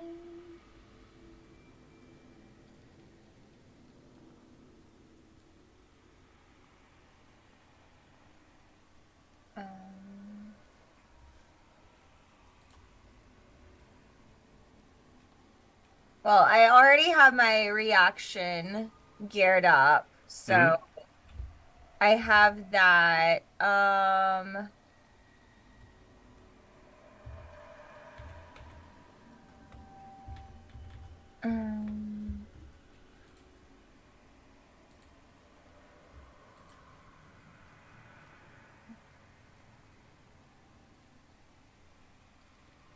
Yeah, you know what? We're gonna we're gonna channel divinity, Okay. but we're gonna dreadful aspect because this sucks. So, as an There. action, creature of your choice that can see you within 30 feet must make a wisdom saving throw. On a failure, the target is frightened of you for 1 minute. All right. I will say, in that case, this will be interesting. I like this. So I will roll the +2. Nope. I got a 7. Nope. Nope. Okay. So, in your case, you watch the version of that boy, the unnamed fighter, move back and kind of brace himself, both blades in his hand, as he just kind of sleeks back into the shadows until he is no longer seen in the moment. Okay. Snark. Benji, you're on deck. Remember, you can't use your voice. So Snark can see um, his nemesis, right? Correct. Within 60 feet. Yes. Okay. I will use Hexblade's Curse, which is not a spell but a power. Okay. And I mean that's it. I don't have any other abilities that are bonus actions that would make sense. So Okay. that's it.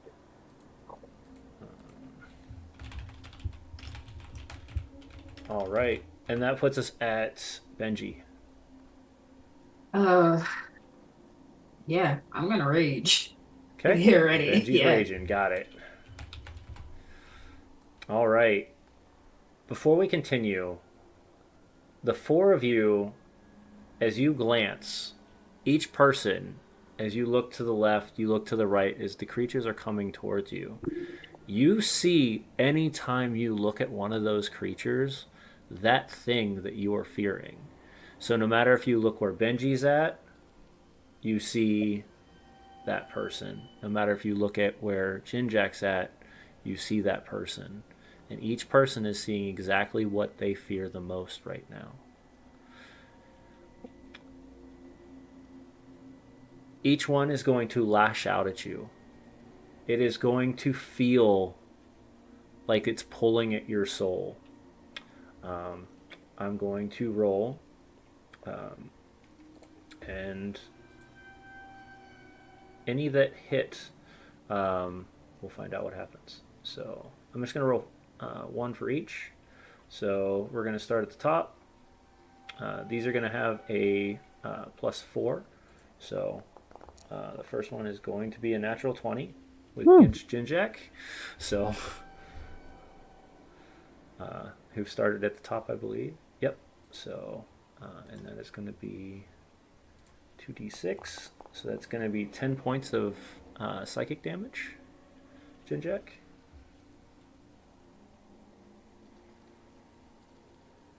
The next one is going to go to Castle. Nope. 14 or 15 doesn't hit. Nope. 20 to Snark. Yep. For 6 points psychic damage. I mouth words. And the 17. Yes. Yes. And 6 points of psychic damage. Since psychic doesn't break away from rage. So Were these physical attacks? they feel physical.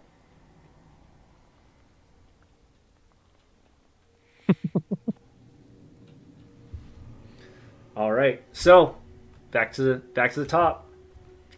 Jinjak, what are we doing? Oh, we don't get to attack? You are. We Did your are. round. They approached. They got into combat, and now it's your guys' round. Oh, okay. Yep. All right.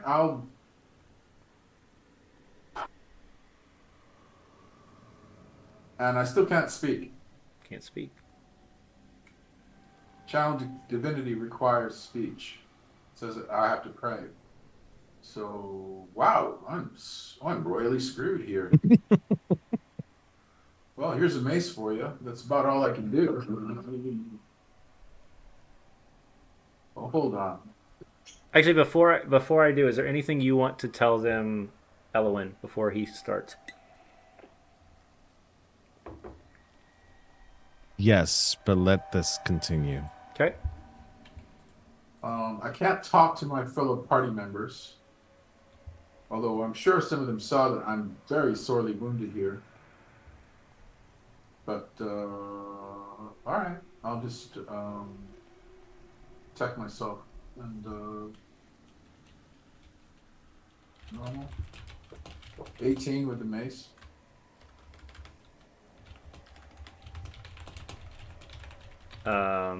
Yep. 18 with mace. Swings through. Feels like you hit something. I'll tag him for 4. Okay. And I'll say, "Get away from me, you vile, undead, frozen man." And You just see its or- maw. sorry, I just say that its to jaw myself. just kind of is opened up. Its arm broken now, but the axe is just slowly getting closer. Okay, that's it. Okay. Castle, Snark, you're on deck. Um.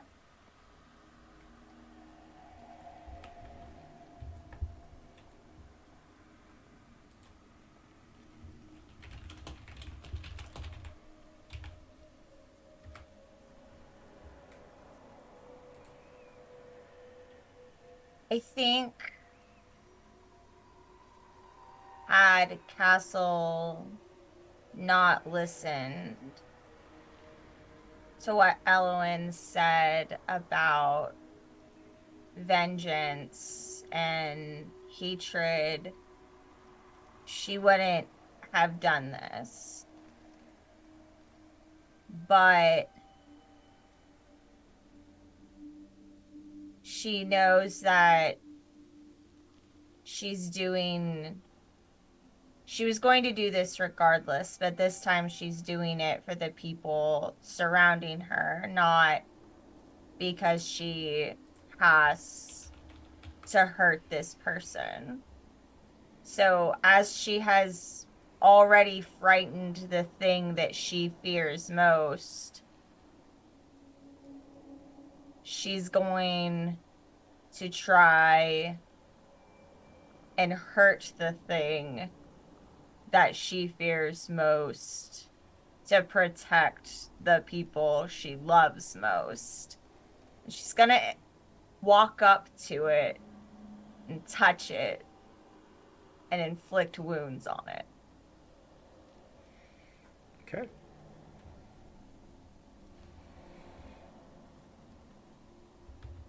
I have a question for Castle. Yes. Are you walking away from the light? I'm walking towards wherever the thing is that I'm afraid of. So that's a yes. So yes. that's a yes. Yeah. DM? As you step about 10 feet from the light, you can't see.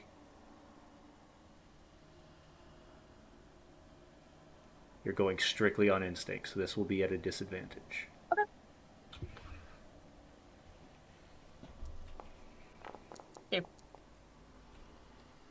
No. Your eyes, you can't see nothing. You're trying to touch, nothing seems to be there. Yeah. Why so angry?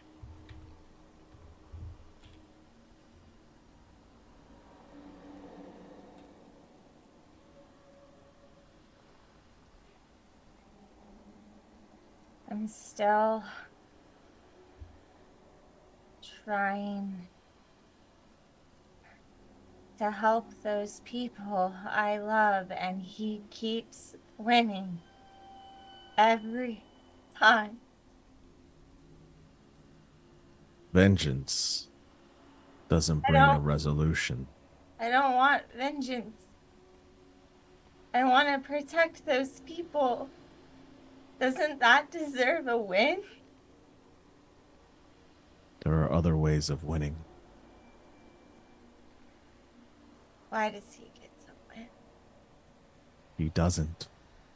You have the answer you seek.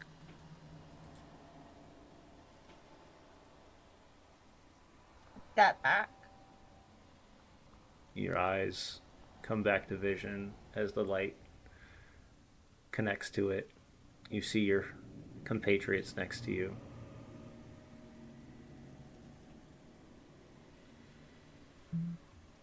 That's Snark, you're up. Benji, you're next. All right. So I see we're not really moving our characters around. It's all kind Right. of Nope. it's like a dream state of a sort, right? Correct. Okay. The image on the What is screen that? is just so you guys can see where like everybody's around. Okay. So the one that I used, Hexblade's Curse, has that one been attacked yet? Not that you can tell, no. Okay. So Snark is hoping that the creature he's got that creature's attention as he's potentially a threat. I'm going to attack the one that Jinjak was fighting. Okay. He'll use booming blade, which thank God does not take require verbal components. So I'll just go ahead and attack with the with the booming blade. And so here's a question for you. I Sure. have a bonus action where I can basically disengage, right, like a thief.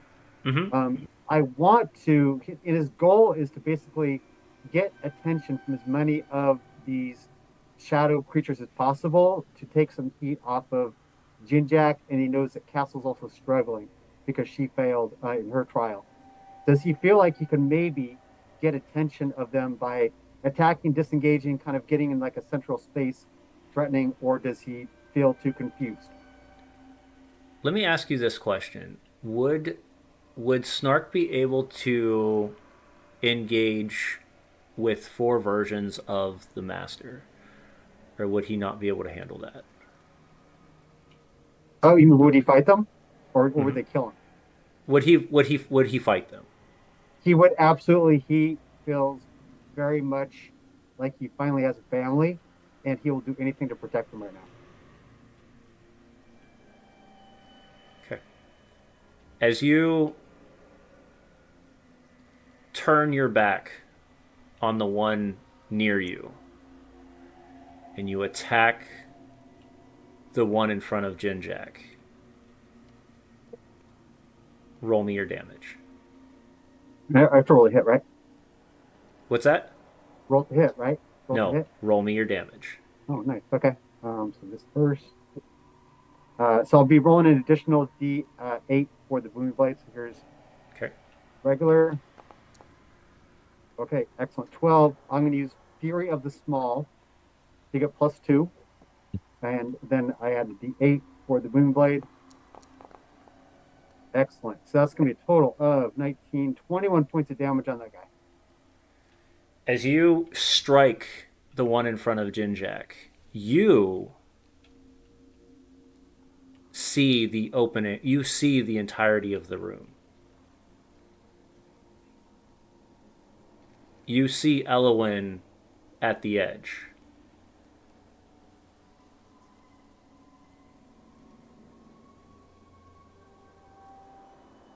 And you see your friends standing there motionless. All right. And then I see these entities as well. You do not see the entities anymore.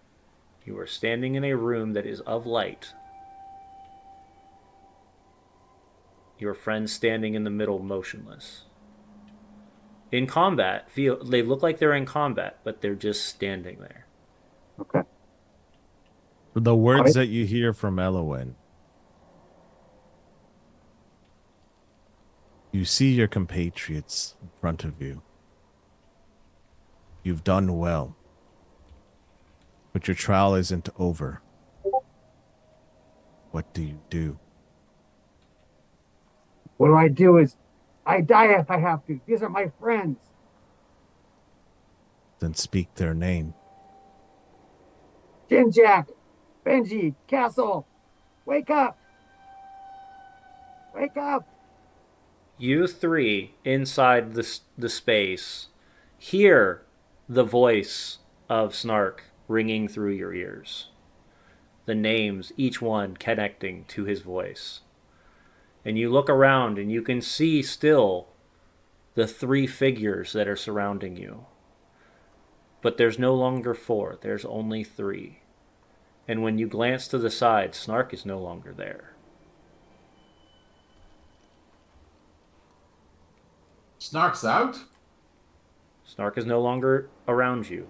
Ah, and Snark got out after he tried to attack mine. Or did I see that? You would have seen Snark turn and attack something outside of the one that he's standing in front of you. Interesting. I'll wait till I'm up. Okay. Benji, you're up. Yeah, I think Benji, even though she's afraid in this moment, all she sees is red. And she sees Castle step into the darkness and disappear. And she wants to follow her. But then she comes back to the light. And she remembers the words that Elowin said to her. And she goes to strike the one in front of the castle. Because that's what she would do to protect her. Or any of the, or Jinjack or Snark or just anyone. So yeah, I'm going to attack the one in front of castle. Roll And me your damage. I'm going to, can I recklessly attack it? Might as well. Go for it. And I'm going to add on my thing, Great Weapon Master. Go for it. Nice. Great. -5 You don't have to roll to hit. and advantage. Oh, I don't have to roll a hit? No. Okay. So damage would be plus 12, 19 points of damage. As you lash out in front of Castle, you see the mangled body of your friend vanish into the darkness. And you standing there in front of now a lit room, Snark standing there as well. You see Castle and Jinjack standing there completely motionless other than in combat state. And you can see Elowin in the distance. Fear makes us do things we regret. Together, as a unit, we can overcome obstacles. Did well. I think in that moment, as Elowin speaks, Benji just walks over to Castle, and I hug her and I say, I'm here if you need me. Speak got this. their names. Castle, Jinjack, you got this. You both hear those voices in your head. Castle, you feel a snugness around you, but it's warmth. You don't know where it's coming from, but it's comforting. The creatures will attack again. Oh, please don't. This time, Disadvantage. Okay, for Jinjak. Yeah. I will turn my back to what's coming for me and just wrap my arms around Jinjak with my shield in front of him. The creature's coming at you a lot harder now, but it's a +8 to whatever they roll. But it is a disadvantage. So that is a 9 plus 8, 17 hit. Nope. Okay. The shield radiates a bright light for a moment as the creature smashes into it. This one is coming after you, Castle. Okay. 22. Yeah, that'll hit. For 14 points of psychic damage. 14. Yes. Okay, hold on.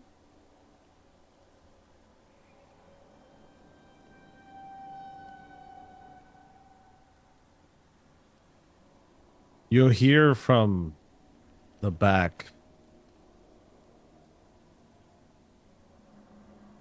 And this is directed to Castle. He doesn't win. He only wins if you let him.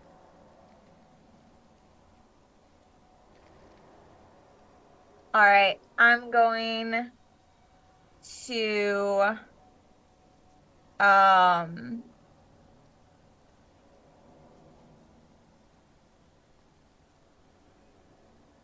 gonna just divine smite it, but again, my back to what's coming for me.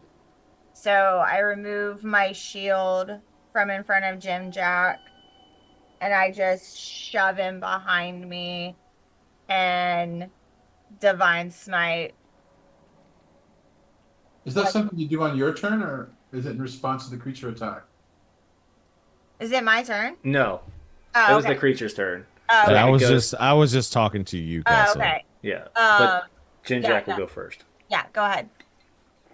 All right, I'll turn and face Castle, and then I'll point at myself. I'll point at the creature that is on her, and then I'll slap me, and then I point at her, and I point at the creature that's on me, and I tap her on the shoulder and point at it. And then I whip out my mace, and and then I do.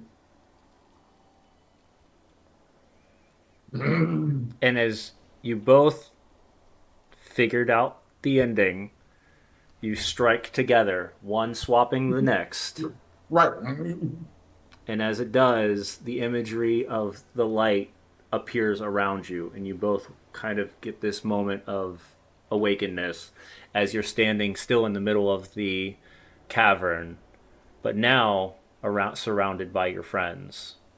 Elowen standing at the edge. Are we still? Am I still wounded? Yeah, you're all still wounded as if you took all that damage. All right, I'm firing off a holy word. Okay. Right as I see them. Second level. Where are you?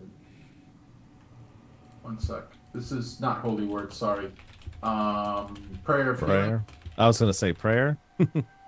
Yeah, I'll say. Oh, that's smart. Fire for prayer of healing, and that's for all of us.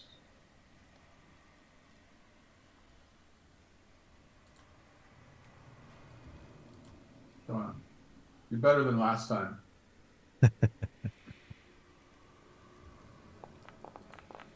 That's 14 points of healing to everyone in the group.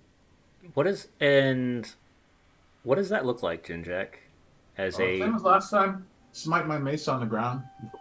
the burst of autumn leaves Yep. and Alana loves us all, and here's why. And or here's proof. So that puts me back up to full. all right. And the rest of you, each of you receive 14 points. I'm back up to full. Nice. Yeah, great. I'm good. And I'm invincible. I say thanks for y'all for that was a pretty nasty situation there. helping me out. Couldn't cast. Elowen, is We're there a anything fist. you'd like to say before we move? I think I'd we're a like. family now, Jin Jack. A real family. Except I'd, I'm the ugly baby. I think Elowin, if he hears that, will chuckle. And for the first time, you see a smile on Elowin's face. And he nods in improvement to all of you, smiles. However, he hangs back just a little bit to Elwin. wait for Castle. Oh, sorry. No, Didn't mean to you're interrupt. fine. To wait for Castle. As Castle, he approaches Castle and sees that Castle left the group and mentions this to you. Turns, says, "Don't let him win. He holds a space as long as you hold the space for him."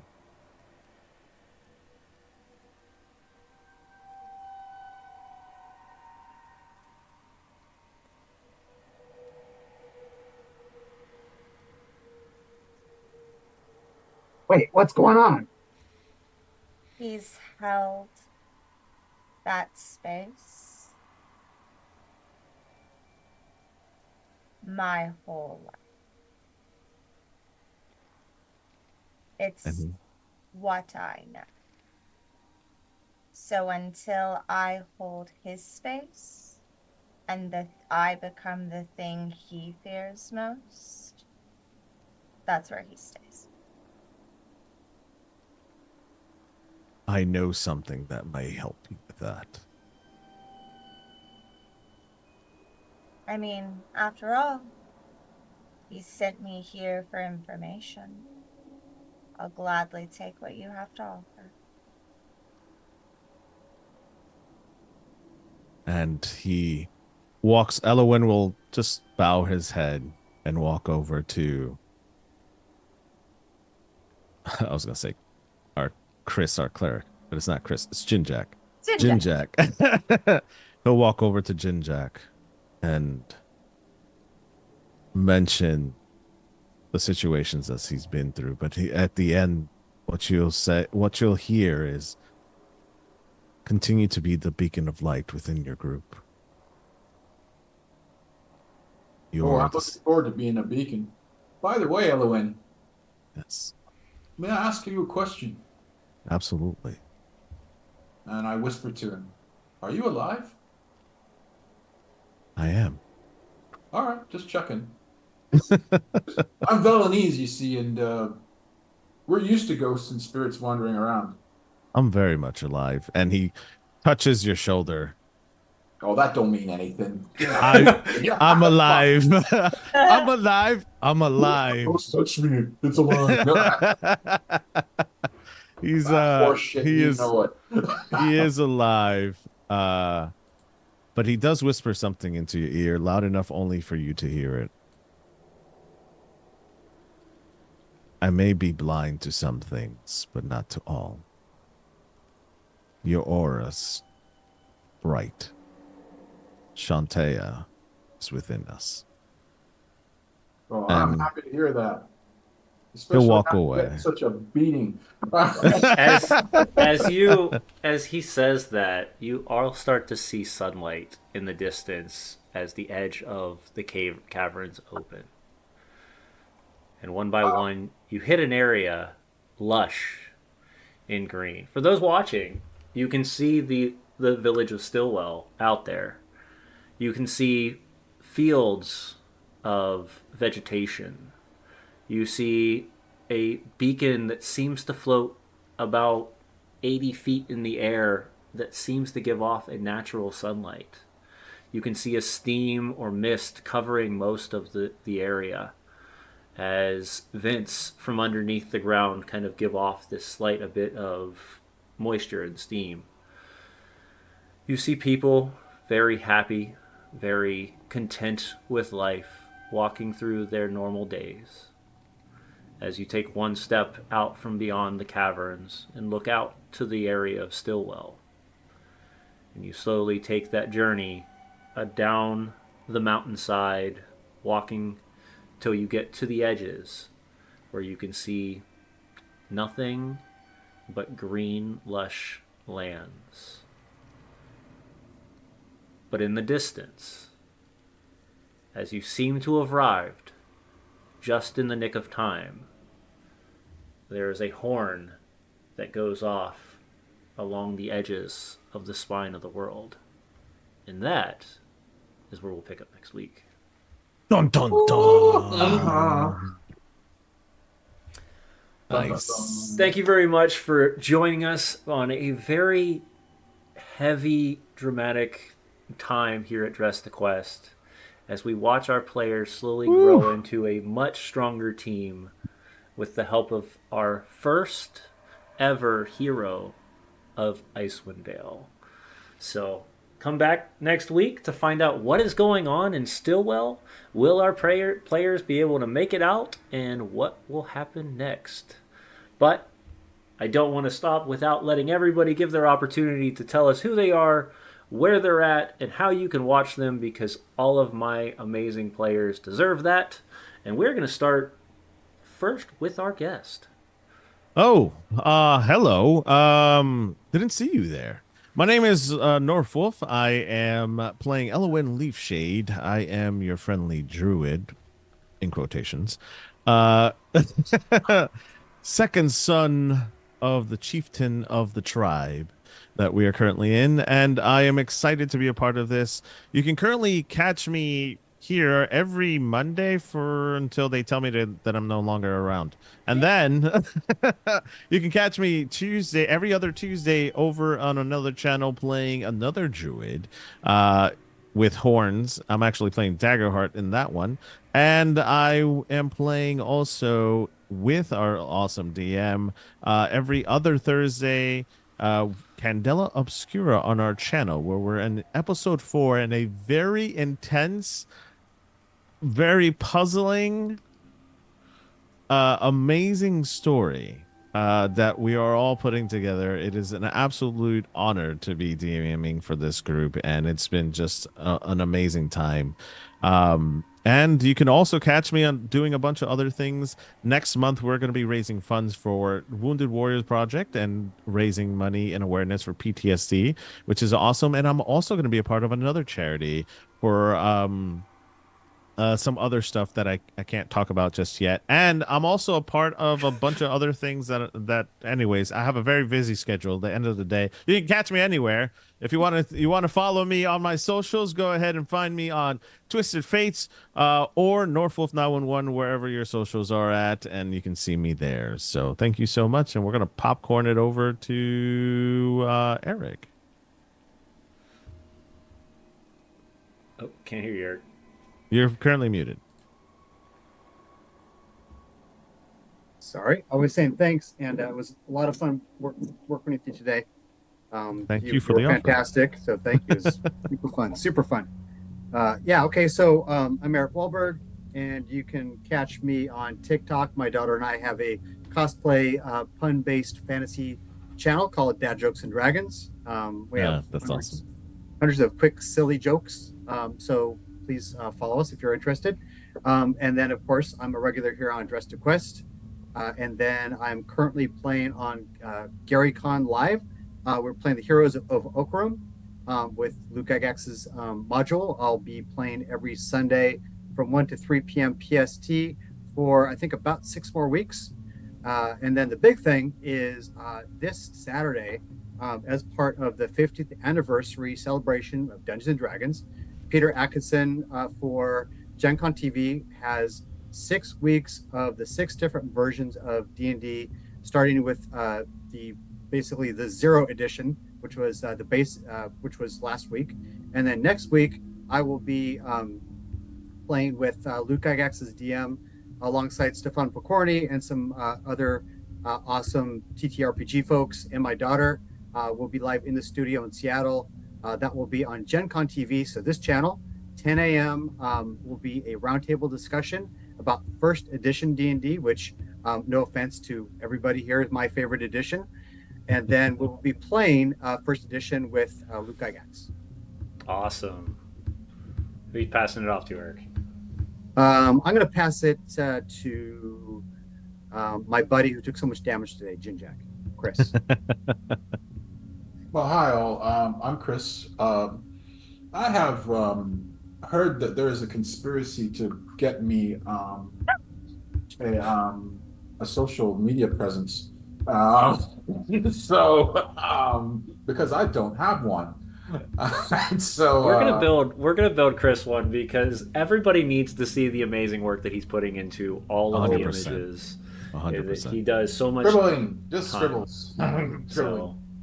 So In the interest of people who do have social media presence, I'm going to give it to Castle. So I know she's got lots of stuff going on.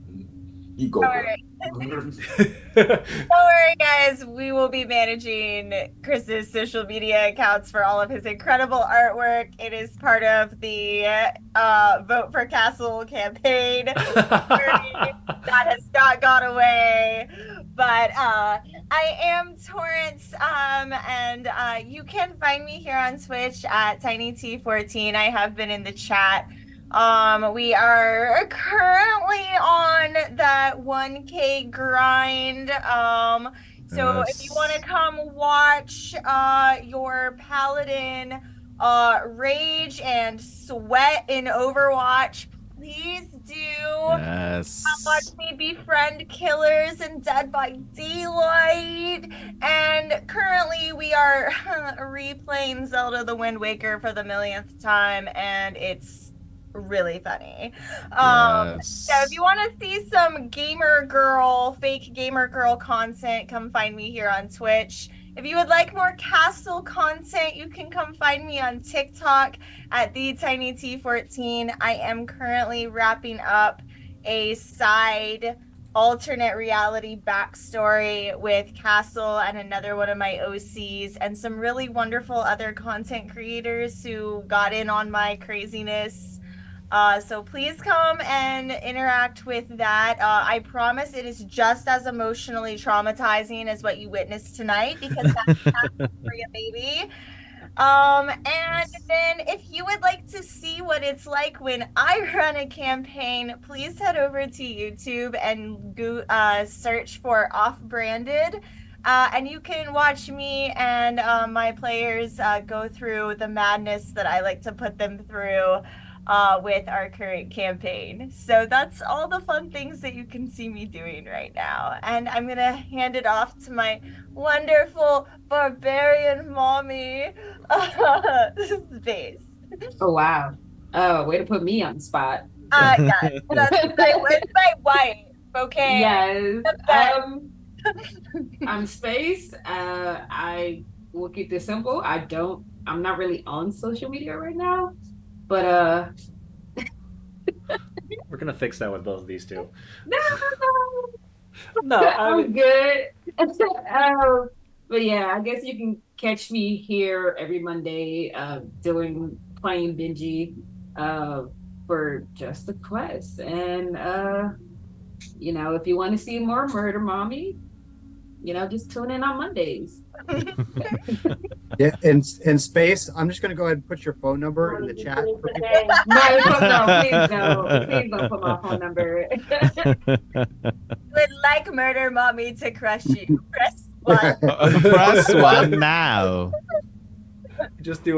We'll do a video or a phone operator call for it, so it's like, would like Murder Mommy to slash you. Press 2. If you'd like to be stepped on, press 3. If you need help, press 0. Don't push anything, because she's not coming to help. All right. Well, oh my goodness, I am just honored to be a part of this amazing show and with these amazing players. I, of course, am your host, Game Master, Tavern Keeper, Tabletop Misfits. You can find us every week here on Monday nights for for Dress to Quest. If you want to listen to me banter like a normal crazy person, you can find me over on my channel at Tabletop Misfits, where I bring guests in every week.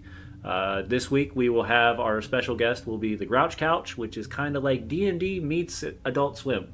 So Nice. it'll be interesting. I'm not going to lie. And then every other week I have the opportunity and the privilege to go play Candela Obscura with an amazing crew ran by our wonderful Lightkeeper, who is our guest tonight. Otherwise, you can find me on all the social medias where you can keep updated all with all this information on Dress to Quest, Tavern Talks, and other shows that I'm working on. And along with Northwolf here, I will also be running a special Tavern Talks at the beginning of June with Operation Tabletop, and then at the end of June with a roundtable of amazing people who are both veterans and tabletop players, including some special guest potentials. So tune in, keep an eye out for on all the social medias, and thank you once again for coming to join Dress to Quest. See you guys next week.